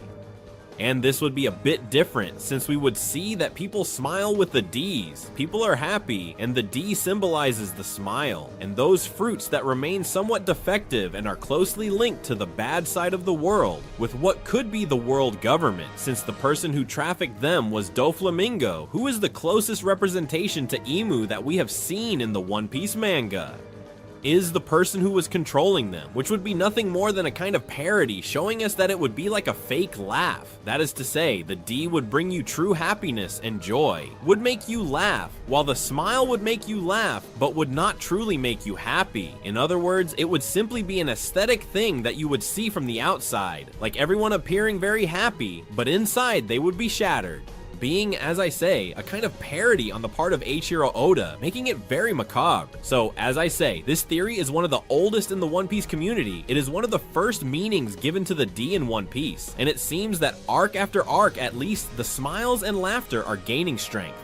Now I ask you, do you think this theory could possibly be real? Personally, I see a bit of a problem. It is true that I can see a lot of symbolism, but it is also true that there are other theories that convince me quite a bit, and I quite like the idea that the D could mean a smile. I would have to see how Oda can do it, and I think that if it's really incorporated into the work, it could be quite interesting, but it's one thing for me to like how it could be embedded in the work, another thing is for me to like the result, and another is to really see the possibility of it happening, which obviously lowers the likelihood significantly. So I want you to leave in the comments right now what you think about this third theory, whether you agree or not, and if you even have any additional arguments to add, then leave them in the comments. And now, let's move on to the fourth theory. As for the fourth theory, we are going to something relatively similar to what we just discussed in the third. Regarding the third theory, beyond having mentioned that the D could mean a smile, the most important, the most notable in comparison to most theories is that, as I have mentioned to you, it does not mean a word. It does not mean, for example, Torre, which we mentioned earlier. It does not mean Diluvian, which we mentioned earlier, but it would mean that, a symbol. And one argument I have given you, which I believe makes a lot of sense, is the fact that no family of the D clan has its full name, given that, as I say I repeat, each one is separated by parts of the world, many don't even know each other and even belong to different races, which, well, wouldn't make much sense for them to have that D, but they would have to have at least one with the full last name, especially because, as I say, they come from family branches from way back. So, what if this really is what I'm saying? Because it's not a word, it's a symbol. Now, what about this? Okay, it's a symbol. What happens? It's not a smile like the third theory, so what does it mean? Well, the idea would be that it doesn't mean anything specific, and this can be a double-edged sword. What I'm getting at is that the theory is literally like this. The theory says that indeed the D doesn't mean anything, but it is very important that it's simply a symbol. The most widespread idea, the most comprehensive idea, is to say that the D is nothing more than an important symbol for either the ancient kingdom or a group of people very affiliated with Joy Boy, or it could even be that it was affiliated with Joy Boy. Within this idea that it does not mean a word, but rather a symbol, I have found some interesting ideas. I have found the idea that the D is nothing more than a representation of what could be seen in the sky as a crescent moon. And in fact, if we look at the text of Elbaf, we see that a crescent moon is also mentioned there. This, as I say, I add myself, since the crescent moon is earlier, but as we see, there is again a representation, so this becomes important again. Another thing that I have thought this D crescent could mean. Another thing I thought this letter D could mean, if it were a symbol instead of a letter, it could mean, if we go completely crazy, the top of the straw hat, which obviously again is a letter D. I know it's crazy and doesn't make any sense. I'm trying to argue the theory itself, which, as I said, has several branches, and another idea which has convinced me more and seems to have quite some logic, especially because I think Oda put this in many chapters ago and maybe didn't do it for no reason, and now it seems that he might be incorporating it again, and it's that the D would be a symbol of Joy Boy's Nakama. This might not be clear why I'm going this direction and why they would use a D. Well, I'll explain it very simply. We have to go back to the Alabasta arc, and if we recall, during this arc we have a problem, which is that Bon Clay touched all the Straw Hats, making them have his faces, and this way, the Straw Hats were afraid to go to Alabasta, meet someone from their crew, and not know if it was that person, or Bon Clay. So what did they decide to do? They put a mark on their arm to differentiate themselves from one another. And this might happen just like that, but when they are saying goodbye to Arabasta, when they are leaving the island, and when the arc is ending, to say goodbye to Vivi, since they cannot say goodbye and look at each other, because obviously Vivi would have problems. They raise their arm with their back turned, showing that X marked on the arm, and in this way they show Vivi that they are Nakamas, and it is a symbol of camaraderie, which Vivi also replicates by raising her arm along with Garu, and in this way she shows the X and becomes that X into a symbol of their camaraderie. And this, which might seem silly and was mostly forgotten, we've seen that Oda has brought it back. At the beginning of the Elbaf arc, we see that they are reading a newspaper featuring Luffy, and we see that he has an X on his arm. Many people didn't understand this very well, because many thought that this X appeared on Luffy's arm because it was something that showed up in 5th gear, and that it was something not shown to us until now, but in that particular photo it was visible, and this obviously could be interesting. But the thing is, it is not like that. Let's remember that Vivi is currently with Morgans, who is the person to publish the newspaper with all the photos. So, Vivi, to discreetly let the Straw Hats know she was with Morgans and that she was okay, and they could even go to rescue her, decided to subtly draw that X on her arm as a sort of message to the Straw Hats. What happened? The Straw Hats looking at this newspaper at that moment were not the ones who had been in Alabasta, as the rest had been taken to Elbaf. So Oda has left this a bit on hold for now, but this obviously has to progress later on. And what this theory points out is that Oda has brought this back and is going to give it importance, not just because of Vivi, not just because of all this, but because Oda has always had in mind that what happened to the Straw Hats with Vivi also happened to Joy Boy with the rest of his crew, and perhaps, well, another person, maybe Nefertari Lily, I'm not sure, but instead of putting an X on their arm, they put a letter D. Why? Well, Oda can justify this in 1,000 ways, but the important thing wouldn't be the why, the important thing would be the symbol. And that D would be a way to remember all the people who were involved with Joy Boy in the past, a way to remember all that, a way to show that they were crewmates of Joy Boy without saying it publicly, which is exactly the same thing that happens with the Straw Hats when they are leaving Alabasta, where they couldn't say they were crewmates of Vivi, but look at how they did it to let her see that they were crewmates and left that X on their arm, making it a bit symbolic. So, since Joy Boy was surely the most dangerous person in the world for the world government in the past and caused many problems, many people could not publicly say they were Nakamas of Joy Boy, but in a subtly way they hid it in their name by adding a D. In this way, they would recognize each other through the ages, know everything perfectly. It would be a way to honor Joy Boy, who I suppose at that moment might have died or been captured or something, and this would make the world government later find out and understand. what the D meant, that it was not anything concrete, but a symbol that those people, many years ago, those families had helped Joy Boy, which I personally like. I find it quite entertaining, quite interesting, and I'm completely on board with it. So personally, I love the idea that the D could mean something that is a symbol. Obviously, if we start to go crazy and begin to put anything into this symbol, we could imagine anything and think it could literally be anything. So surely now that you've heard this theory, that it might mean something specific, a specific symbol, something you'd say, hey, for me, it means this. Now that you've mentioned it, it came to mind, and I think it could be an interesting symbol. Leave it for me in the comments, because you know I love reading them. In fact, you can even debate a little among yourselves in the comments. And I have to say that I like this idea that the D means nothing and is just a symbol. It's very Oda, it's very One Piece, and I think it would be a way to make us ponder a bit, since all the words with D have been related to the D at some point, even by adding or removing arguments. So personally, I quite like it. But now, let's move on to the fifth theory of the D. And now let's move on to the fifth theory, which comes from, as I said, quite a while ago. It's one of the first theories made about the D, one of the most general and one of the most well-known, but perhaps in the latest chapters of the manga, it has gained quite a lot of strength, and the theory is simply that the letter D could mean the word demon.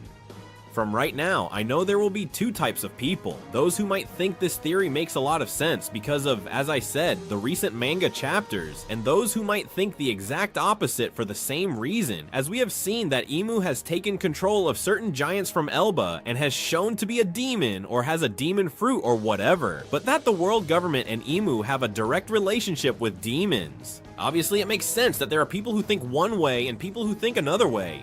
Why? Well, basically because with demons existing in a confirmed way in One Piece, it makes sense that the D could be demon, because it opens up the possibility that it exists, which is not a possibility you just made up or something like that. But then we have the negative side, which is that it is precisely the world government that is acting as the demon, meaning the enemies of the D. So this wouldn't make much sense, but let's closely examine why the D could mean demon. The first thing is that despite us having seen Emu being a demon as such, they have been called gods throughout the entire work, and we have seen that indeed the D were the natural enemies of the gods. And throughout all history, the enemies of the gods are the demons. So this theory suggests that it makes a lot of sense for the D to mean demons, as it is a very simple way to say they are demons and that they have enmity with the gods, who would at that moment be the world government.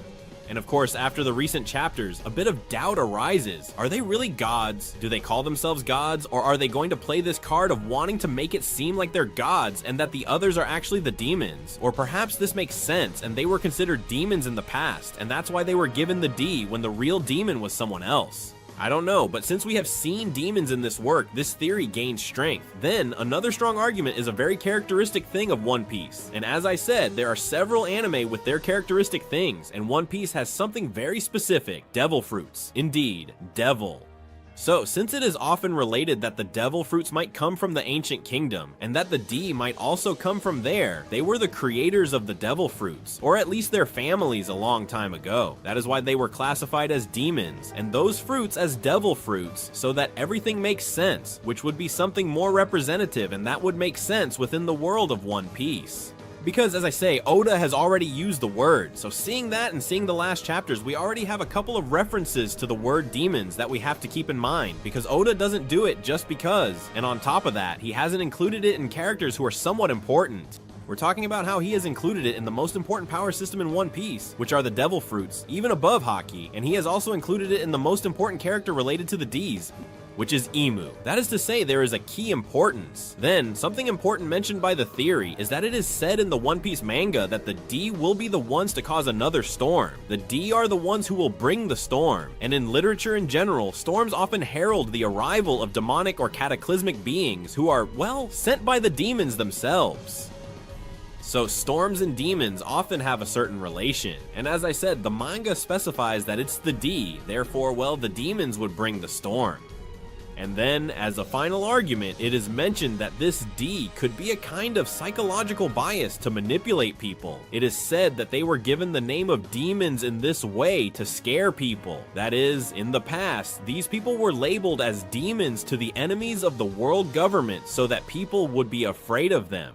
If already when we have seen any user of a devil fruit, or when mentioned, it has not pleased them and they have been scared, and above all have had certain fear in the majority of the population in the world of One Piece, as can be the East Blue, the North Blue, the South Blue, and the West, it would make sense that if these people are nicknamed demons, as could happen with Nico Robin, who was called the Demon Child, then it would make sense that over time these families have been called demons and that the people would have been quite afraid of them.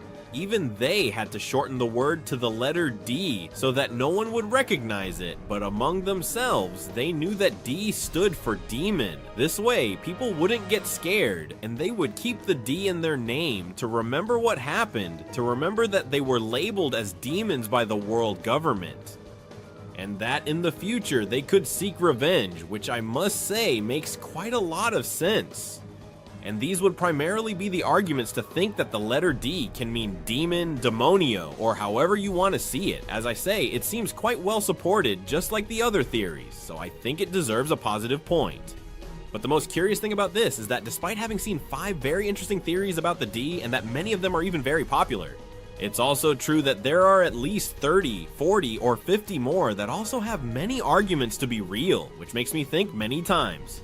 If Oda already has a predetermined meaning for this letter, or if he really has, let's say, a range of possibilities, and will choose the one that seems most interesting to him at that moment and also the least discussed, since when we start relating these letters with One Piece, they all end up making more or less sense. As I said, it makes me wonder if these clues are inserted casually, or if Oda is really playing many sides to surprise us no matter what happens. After all, out of these 50 theories that will exist, only one will actually be true. And who knows, it might even be a possibility we haven't considered. But these have been the 5 theories. The world building of One Piece is truly incredible. Eiichiro Oda has introduced us to many characters, each with a different view of the world and unique convictions and motivations. This causes the Straw Hats to constantly encounter individuals whose ideals clash with theirs. In each story arc, we have a different enemy to defeat, from tyrannical pirates to corrupt governments, which makes the series always feel very lively and exciting. But we must not forget that, as rich as the setting is, One Piece is not a real world, but a shonen manga written by Eiichiro Oda. And being a shonen, there are certain narrative elements that are inevitable. In particular, there is always a final villain to face in the final stretch of the work. Since the beginning of One Piece, Oda has both followed and subverted genre conventions. We have seen Luffy and his crew defeat countless villains, each with their own goals. Arlong and his supremacism against humans, Crocodile and his political ambition in Alabasta, Enel, self-proclaimed god of Scipioea, Doflamingo tyrannizing Dressrosa, Kaido seeking an epic war, and many others like them. Each enemy has been different, with ideals opposed to Luffy's, and their downfall has propelled the hero's journey. However, being such an extensive work, it is easy to forget that it follows certain very basic narrative rules of shonen. No matter how different or special One Piece is, there are things that are destined to happen, especially to close the cycle of the story. And among those things is what is commonly referred to as the final villain. In classic adventure and action stories, especially in shonen manga, there is usually a definitive antagonistic force that awaits the protagonist at the end of the journey. One Piece is no exception. No matter how unpredictable its world is, it is natural to expect an epic final battle against an enemy that surpasses all previous ones. That final force that surpasses everything seen so far is what the protagonists must defeat to complete their adventure and fulfill their dreams. Monkey D. Luffy, to become the king of the pirates and free the world, will eventually have to face and defeat this supreme enemy. Over the years, there have been many theories about who that final villain in One Piece would be, and the range of characters is very wide, so there is no shortage of candidates. However, most fans have divided into 2 main camps in this debate, and one of those camps covers perhaps 70% or more of the speculations. In other words, for many readers, the final villain is, quote, quite predictable. Or at least that's what Oda has made us believe so far. And who is that obvious candidate? Well, it's Emu, the mysterious figure in the shadows of the world government. Ever since being briefly introduced during the Reverie, Emu is shaping up to be a great hidden enemy, possibly the true king of the world in the shadows. In fact, if you ask most fans, they are very clear that Emu will occupy the empty throne as the ultimate villain at the end of the story. And it's not a random idea. There are good reasons within the manga that point to this. But before we move forward with our alternative theory, it's worth reviewing why Emu seems to be the final villain according to most.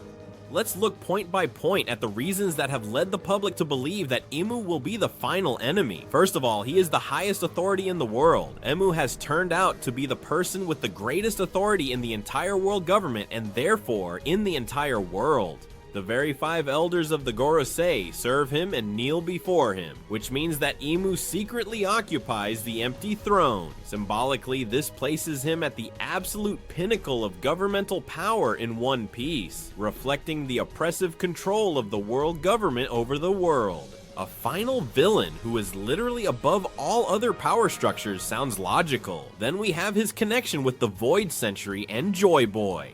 And everything indicates that Emu has been alive for 800 years or more, that he was present in the mysterious Void Century, and it has been strongly suggested that Emu is actually Saint Emu of the Nerona family, one of the original founders of the world government 8 centuries ago.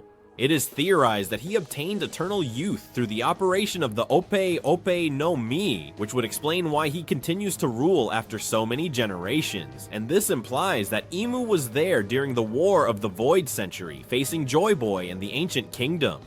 In other words, Emu already acted as the great enemy of the will of D in the past, the will that Luffy himself carries today, and it would be poetic for him to continue being so in the present. Another reason is that we have seen it foreshadow an epic final war, as Emu himself has hinted at being the final hurdle to overcome. He has spoken several times about that great war that is coming, mentioning that this conflict will inevitably occur, and that a certain race, the Giants of Elbaf, will be decisive in determining the victor. Emu shows a lot of interest in the Giants, as he ordered the Divine Knights to reach Elbaf as soon as possible, and has even participated personally, possessing Gumko in an attack on this nation, seeking for the Giants to be on their side in the war, or not exist at all. And if the antagonist is concerned about securing the alliance of the most powerful warrior race, it's because they know that in the final battle, their enemies could have them as allies. All this paints Emu as the axis of the culminating war. Another point in favor of Emu as the final villain is that we know practically nothing about him or her.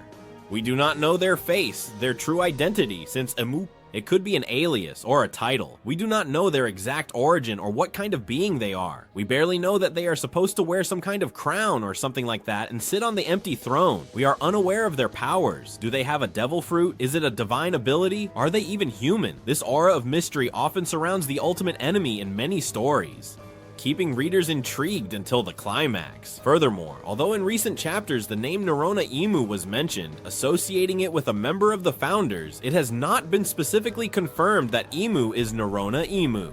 And knowing how One Piece is and how Oda is, we cannot trust anything 100% until it is clearly revealed. But that lack of information fits with the idea of a secret final villain who would be revealed at the last moment. Then we have seen that Emu is the author of never before seen atrocities. Emu has already demonstrated terrifying power, even with brief appearances. He was responsible for the annihilation of Lulusia, erasing an entire kingdom from the map in an instant. He wields ancient artifacts or abilities capable of unleashing destruction on a national scale. He has also shown strange abilities like controlling the 5 elders and transforming them into some kind of strange creatures, something like demonic creatures that serve to fight on his behalf.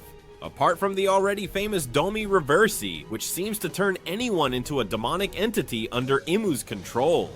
Emu has at his disposal both the military power of the world government and his own almost divine or infernal powers. An enemy with such an arsenal naturally aims to be the final challenge for Luffy. With reasons like this, it's no wonder that approximately 70% or more of the community thinks that Emu will be the final villain of One Piece. It's, let's say, the obvious. All the recent focus of the story points towards him. Oda has hinted at it with these details, and it seems the logical conclusion: Emu is the supreme leader behind the oppression of the world government. Then Luffy will have to defeat him to free the world. And that's it. Case closed, right? Well, what if I told you that all this we just summarized might be nothing more than part of Eiichiro Oda's master plan?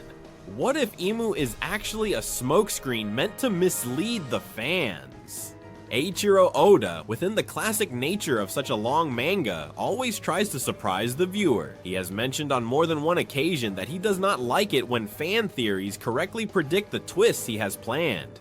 In fact, he said that if they guessed what it was, for example the One Piece, he would completely change what it is. Oda is famous for planting false clues and making shocking revelations that no one saw coming. In the case of the final battle, Oda knows that the expectations are enormous. After more than 25 years of history and over 1,000 chapters. He himself has spoken about the speculated final war in the work, confirming that it will happen, and he literally said some time ago, Marineford will look like a cute war next to what's coming.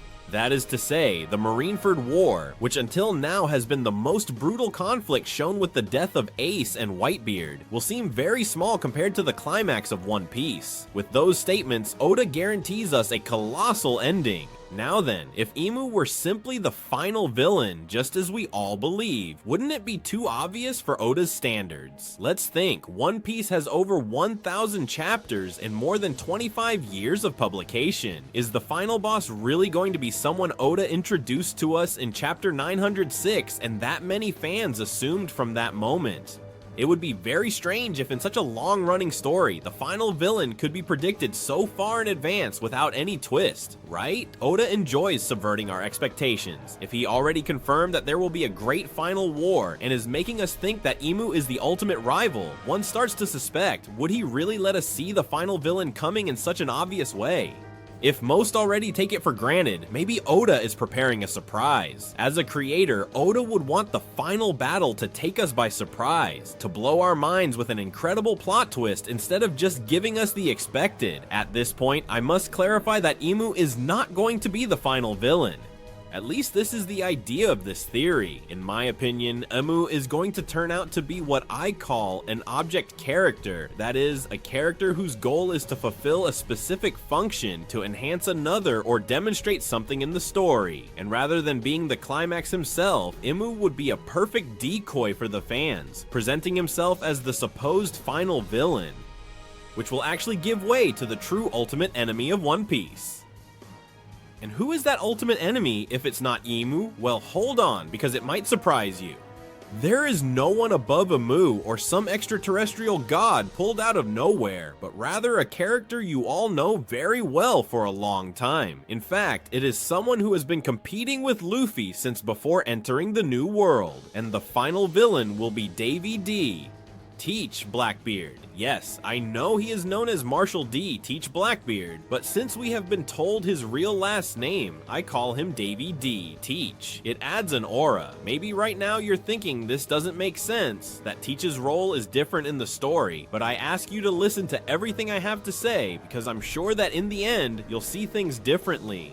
Oda is tricking us all with Emu while quietly preparing Blackbeard for the final strike. At this point in the story, Teach has been discreetly moved away from the main focus. Since the Marineford arc and the time skip, Blackbeard has been operating in the shadows. We don't see his moves in the foreground very often, just glimpses of his actions, his attack on Amazon Lily Island against Boa Hancock, his ambush of Trafalgar Law at sea, and little else.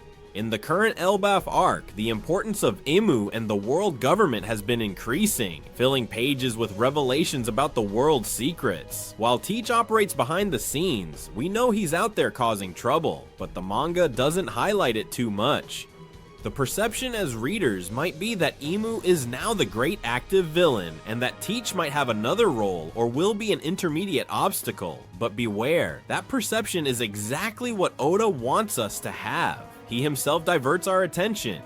While we are all amazed by Emu disintegrating islands and the intrigues of the government, Blackbeard has been amassing enormous power without us paying much attention. We know that the threat of Teach exists, but unconsciously we have put it on the back burner because of all the noise surrounding Emu and the elders of the Gorosei. This should already make us doubt, is what is happening really in the story, or is it what Oda wants us to think is happening? Because if one coldly analyzes the current situation of Marshall D. Teach, one will realize that he has everything to be the final villain.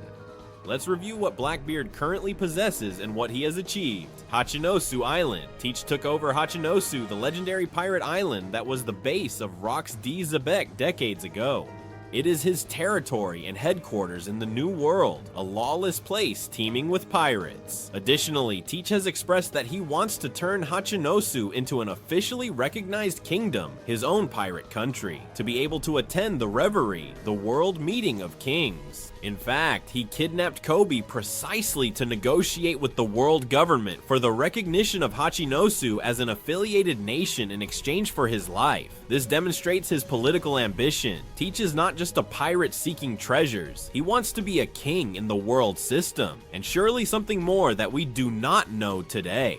He also has a very powerful crew with very strong devil fruits. Blackbeard surrounded himself with the worst criminals from level 6 of Impel down, whom he recruited after their escape. His 10 Titanic captains, the fleet commanders. It includes monsters like Shiryu of the Rain, former jailer with the Suke no Mi of invisibility, Van Augur, sniper with the Wapu Wapu no Mi of teleportation, Lafitte, hypnosis, and possible fruit. Still to be revealed, Katarina Devon with the Inu no Mi, model QB, capable of taking the form of others. This is important for later. Sanjuan Wolf, a colossal giant with the giant fruit. And he also has Pizarro, Vasco Shot, he has Doc Q with his disease fruit, etc. And several members have stolen powers from others. Shiryu obtained invisibility by taking Absalom's fruit, for example. Additionally, Teach has been gathering an arsenal of fruits and hunts powerful users to take their abilities. His crew has accumulated several strong fruits, and indeed, Blackbeard's crew is one of the most powerful ever seen, full of individuals with lethal powers. Then he also has 3 road pony glyphs in his possession. After the fall of Big Mom and Kaido, the 4 road pony glyphs, the red stones that point the way to Laugh Tale, were in play. Teach ambushed Trafalgar Law at sea and defeated him, stealing the rubbings of the road pony glyphs that Law had. Let's remember that Law had obtained copies of at least 3 of these stones, those from Wano, Zoo, and Whole Cake during the alliance against Kaido and Big Mom. This means that currently Blackbeard possesses 3 of the 4 road poneglyphs, which are necessary to go to Laugh Tale. He only lacks 1, the lost poneglyph, whose location no one knows for sure. Having the location of Laugh Tale almost within reach is a critical ingredient. It brings Teach closer to fulfilling the dream of becoming the king of the pirates before Luffy. He also has Charlotte Pudding captured. Teach attacked Big Mom's territory after Wano and kidnapped Charlotte Pudding, Big Mom's daughter, who belongs to the Three-Eye tribe. Big Mom mentioned that she believed Pudding, upon awakening the power of her third eye, could read the poneglyphs, a skill only possessed by the Kazuki clan in Wano and currently by Nico Robin. If Teach holds Pudding, it is likely for this reason, either to force her to read the road poneglyphs for him, or to extract memories with her Memo no Mai. This gives Teach an alternative method to decipher the path to Laugh Tale, even without Robin. He also has Monkey D. Garp as a hostage. In a bold move, Blackbeard managed to capture none other than the hero of the Navy, Monkey D. Garp, Luffy's grandfather. During the Battle of Hachinosu, Garp infiltrated to rescue Kobe and caused havoc. But finally, Teach's crew managed to capture Garp and currently have him imprisoned. This is a huge prize. Garp is a symbol of the Navy. Having him captive could serve Teach as a bargaining chip. It is speculated that Blackbeard might try to exchange Garp for something very valuable. For example, the official recognition of Hachinosu, or for world government technology. In any case, it is a move that personally hurts Luffy as well, since Garp is his beloved grandfather. He also has the location of 2 ancient weapons. Another subtle detail is that Teach could have very easy access to the location of at least 2 ancient weapons. How?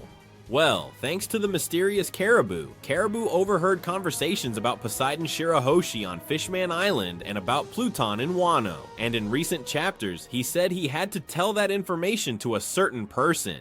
And although it is true that he has not revealed who that person is, it is implied that he is referring to Blackbeard, since he said he admired this person and asked Katarina Devon and Van Augur to take him to him because he had information to give him. If Caribou revealed those secrets to teach his people, then Blackbeard knows that Shirahoshi is Poseidon, a weapon capable of controlling the Sea Kings, and that Pluton lies in Wano. Even without having them physically, that information is too powerful. And coincidentally, after Wano, we saw Teach attack key territories, like Hancock's Island, where there might be clues about Uranus, or we also saw him moving after the road poneglyphs. It is possible that he is gathering resources to also obtain the ancient weapons. He also possesses 2 devil fruits at the same time. This point is implied, but it remains very important. The only human known today capable of possessing 2 devil fruit powers at the same time. He stole the Yammy Yammy, the fruit of darkness, and the Gura Gura, the earthquake fruit that Whitebeard had. With darkness, he can nullify other abilities and absorb anything, and with earthquakes, he can destroy islands. Combined, they turn him into an unprecedented machine of destruction. We still do not know how it is possible for his body to tolerate the 2 fruits. Some suggest it is due to Teach's peculiar constitution, others that he has multiple souls, or perhaps because of the lineage of the Davy clan, but the fact is, he achieved something that theoretically should kill anyone.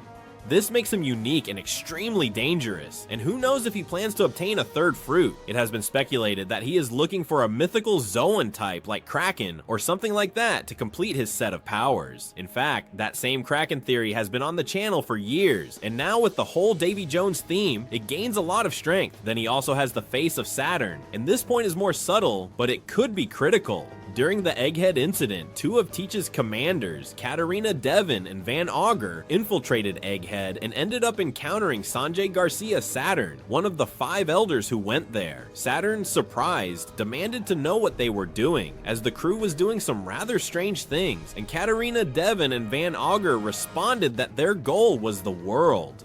Yes, they use those words, and you will understand later, but the most important thing is that Teach's pirates saw Saturno, and even Katarina Devon managed to touch him, and her 9-tailed fox fruit is capable of copying anyone's appearance. It is evident that Katarina Devon can now take on Saturno's appearance thanks to her ability. This could allow Teach's crew to impersonate an elder of the world government at some point, deceiving the government from within. And I know more than one of you will think that this character is dead and therefore has no further role, but precisely because they are dead, it can be more surprising, as let's remember that no one knows about this. No one in the world government knows that Katarina Devon has Saturn's face, so she could act at any moment, could appear as if he were alive, surprise everyone, and cause a few seconds of doubt that might allow for a very interesting victory for Teach, or even deceive people into thinking he is still alive. Seeing this brief review, it is clear that Teach has accumulated too many important things for Oda to leave him forgotten or in a secondary role. If we think about it coldly, he has everything to be the final villain of the work. Power, influence, information, personal motivations against Luffy. So why does he go relatively unnoticed in the recent narrative? Precisely because Oda wants to divert attention. He has kept us entertained with Emu, with the mysteries of the Void Century, with Shanks making moves, the threat of the government, and meanwhile Teach was making his move almost without the spotlight. In the recent arcs, since the revelation in Mary Jawaz, the importance of Emu has been rising, occupying the center of theories and discussions. Meanwhile, Teach has been moving in the shadows, doing incredible things, but not standing out too much on the pages. We know he's there, but we don't pay much attention to him. Everything is practically telling us, hey, look here, here's Emu, the villain in the shadows. And meanwhile, with the other hand, he hides Teach under the table, accumulating trump cards. With all the above, we already have enough reasons to at least doubt whether everything we see is real or just a carefully constructed illusion by the author. But there's more. Now let's go with the big clues that Oda has left. Very subtly, it must be said, but he has done it to prepare this twist. The biggest clue Oda has left us about this whole master plan is the recent flashback of God Valley, narrated during the Elbaf arc through the memories of Prince Lucky and Scopper Gaban. In this flashback, we were finally introduced to the legendary pirate Rox D. Zabek, a mythical figure who had been mentioned before but never shown. Interestingly, the revelation of Rox as a character happened almost in parallel to that of Emu in the manga. Both were introduced around the same chapters, almost as if Oda was giving us two pieces of the puzzle at once to later connect them. The impressive thing is how it was presented to us. To Rox D. Zabek, in literally the first panel where his face appears, the manga makes it very clear who the father of, in this case, Davy D. Teach, or as we knew him, Marshall D. Teach. Just like that, we are shown Rox with an unmistakable appearance, which is Teach's face, but with normal teeth, the same bulky physique, the same features, and at the bottom of the page, it directly states that Rox had a son named Marshall D. Teach, indicating that he is Blackbeard's father.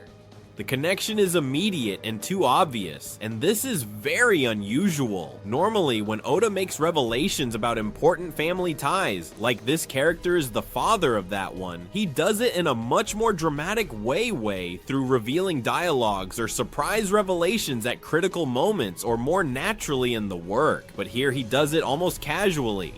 The first thing we learn about Rox is that he is Blackbeard's father. Why would Oda be in such a hurry to connect Zabek with Teach? Why put it in the first panel? Clearly he wants to plant that idea in our heads right away. He leaves no room for theories or ambiguity. Blackbeard is Zabek's son, period. This, of course, establishes a very powerful generational parallel. But let's continue with the flashback.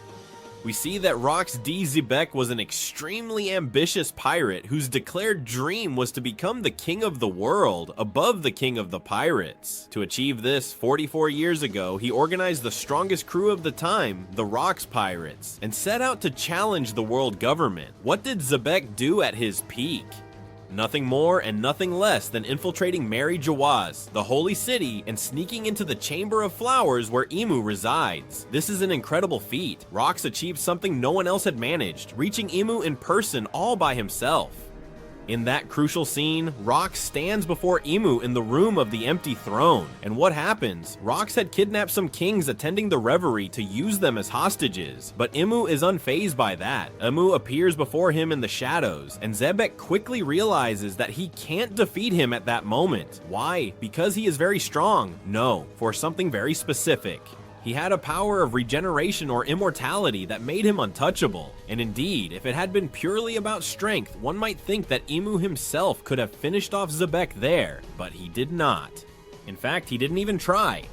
Since Emu's identity must be protected, and notice the level of fear Emu has of being revealed to the world, he ended Cobra's life immediately, only appearing before Cobra because he knew he was going to kill him. And then when he realized Sabo had seen him, he attacked without hesitation. So Rox, admitting he can't defeat him, throws a promise. I will return. I may not be able to defeat you right now, but one day I will return. Emu at that moment lets him go and ignores him, and Zabek flees, knowing that it is not yet the time. This scene is deliberately set by Oda as a seed for the future. Rox basically vowed to return to defeat Emu at the right time, but we know that never happened in his era, because shortly after the God Valley incident took place, where Rox ultimately died or disappeared.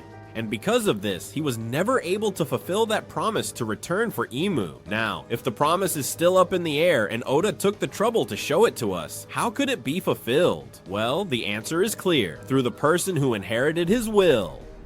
And his genes, that is, through his son, Davy D. Teach, Blackbeard. And Blackbeard is literally the heir of Zabek in blood and spirit, so he is the perfect candidate to return to that Chamber of Flowers and settle that unfinished business.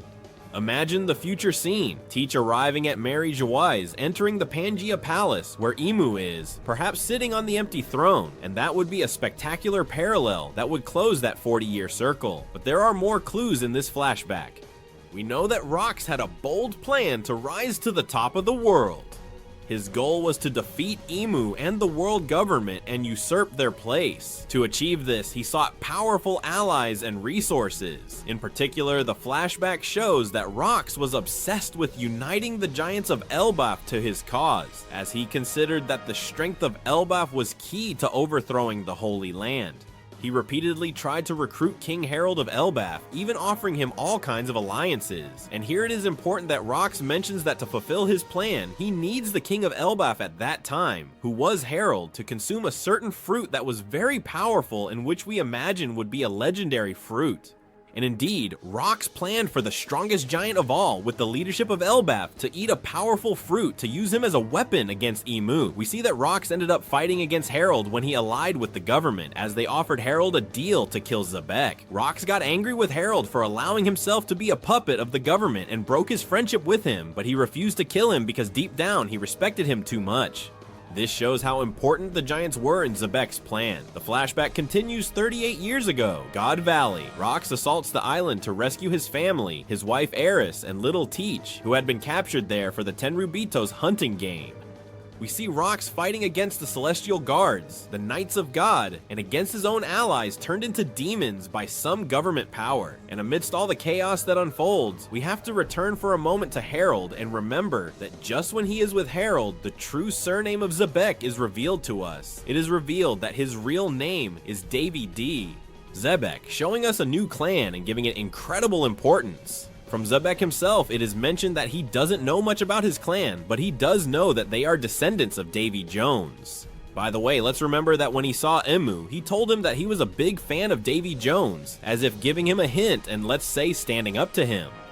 And he also mentioned something very interesting, and that is when he mentions that his wife and son are in God Valley, that he left them there. He told Teach a very important phrase and said, "Trust in the Davy clan." This obviously is there for a reason, but this whole flashback is not just there to tell us ancient history, it's there to make us understand Teach's motivations in the present. Zebek was introduced now, so late in the series, because his legacy is extremely important for the end. Thanks to this retrospective, we know why Teach wants to rise to the top of the world, and where he got so many ideas, information, and that ambition. Zebek's will, which was to overthrow the world or Emu, passed on to Teach even his knowledge. It is revealed that before the final battle, Rox told Harold his real name, his lineage, and his motivations. This implies that Teach, as a family member of Rox, perhaps knew the deepest secrets of his father and the Davy plan. It is worth noting that Teach named his flagship the Saber of Zebek in clear tribute to Zebek, and took Hachinosu because it was his father's former domain. In other words, Teach is deliberately following in Zebek's footsteps. Oda also showed us how Zebek failed and why Teach should not or cannot fail where his father did. Before parting, Rox told his family a very important phrase: "Trust in the Davy clan." That line is intriguing. What exactly did he mean?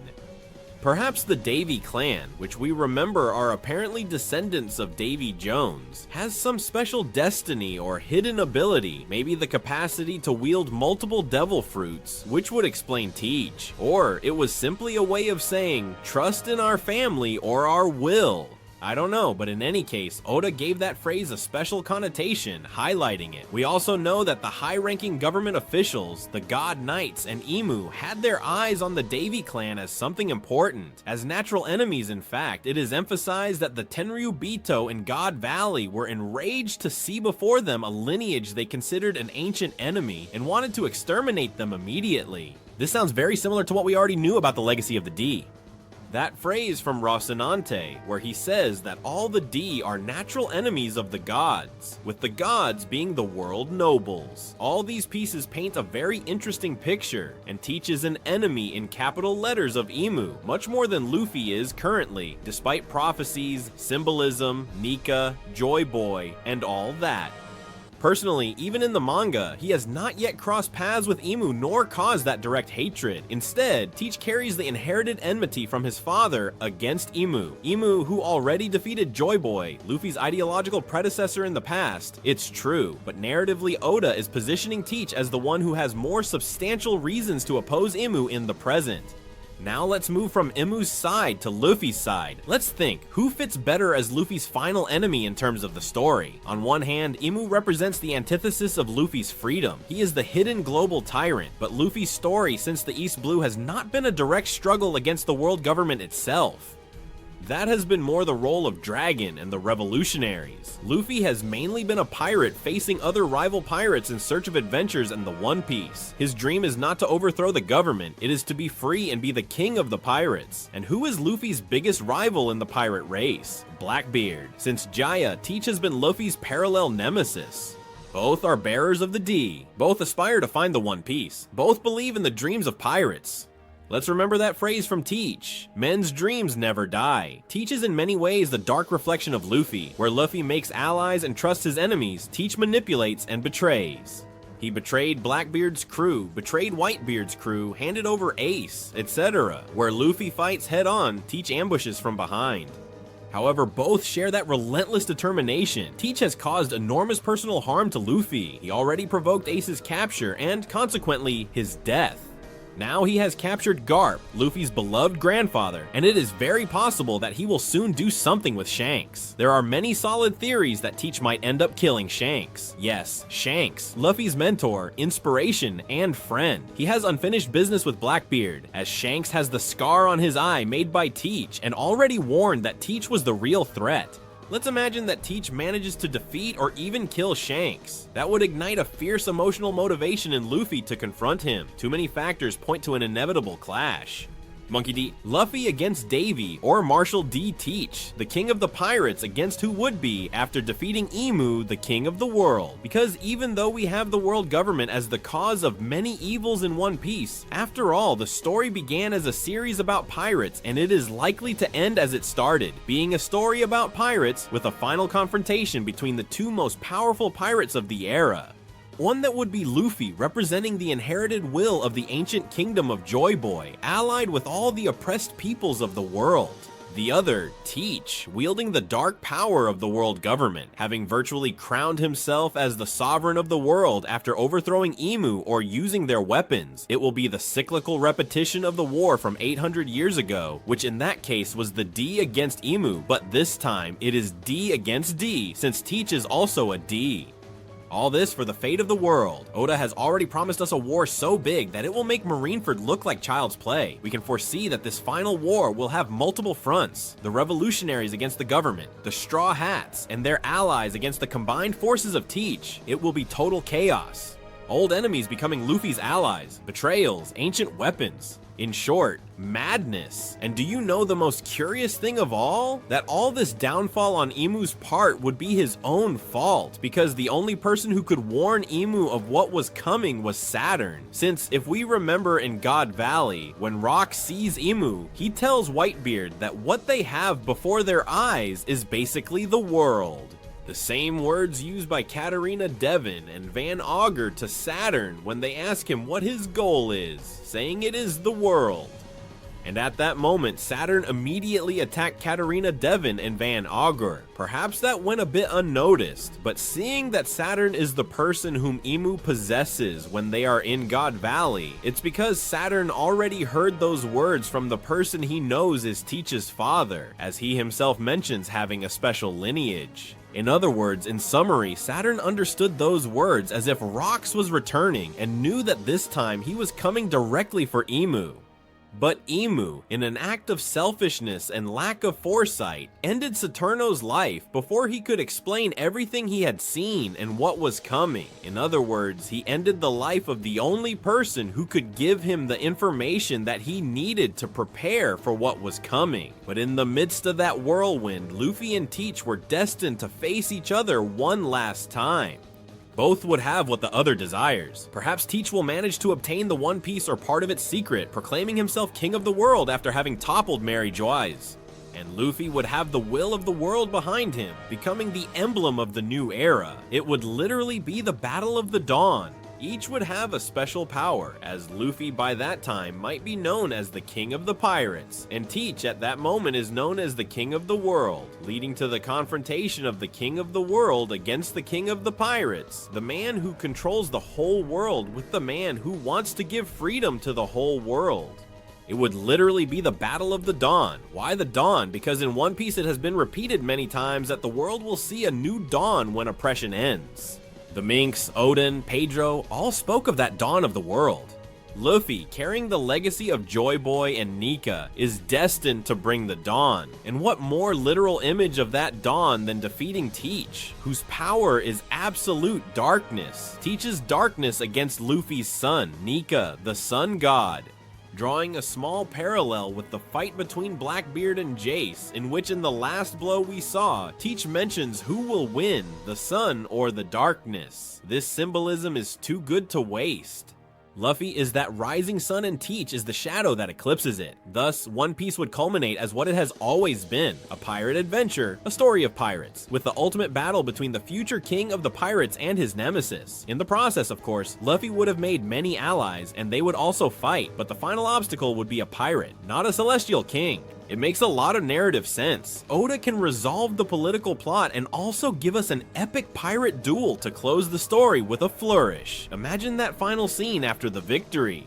Luffy finally achieving the title of King of the Pirates, defeating Teach, freeing the world from an era of darkness, while a beautiful dawn appears on the horizon, the freed slaves, the oppressed people celebrating, Luffy's nakamas laughing with tears. That's the ending all One Piece fans want to see, and Oda, master of storytelling, would present it to us after years of believing the final villain was someone else. An unforgettable surprise. In conclusion, Emu will not be the final villain, Blackbeard will be. Emu would have served as a catalyst for the Great War and as a false pinnacle, only for Teach to seize the opportunity, take control, and reveal himself as Luffy's true ultimate rival, ending Emu's life. Eiichiro Oda has set an elaborate trap for us, constructing an incredible smokescreen before our eyes with Emu and the entire world government plot, all while preparing the structure for a grand plot twist related to Blackbeard and Xebec's legacy. All the breadcrumbs are there in the manga, dates, numbers, phrases, events, all waiting for us to connect them. And we are heading towards an epic finale where Monkey D. Luffy will illuminate the new dawn of the world, defeating David D. Teach, and finally ending the cycle of oppression that began 800 years ago. Get ready because the best of One Piece is yet to come, and many may not have seen it coming. The inherited will always find a way to be fulfilled, and the dream of the D will soon clash against the darkness of Blackbeard in a battle for the ages. The dawn awaits us after the darkest night, and let the battle continue, because the dreams of men never end.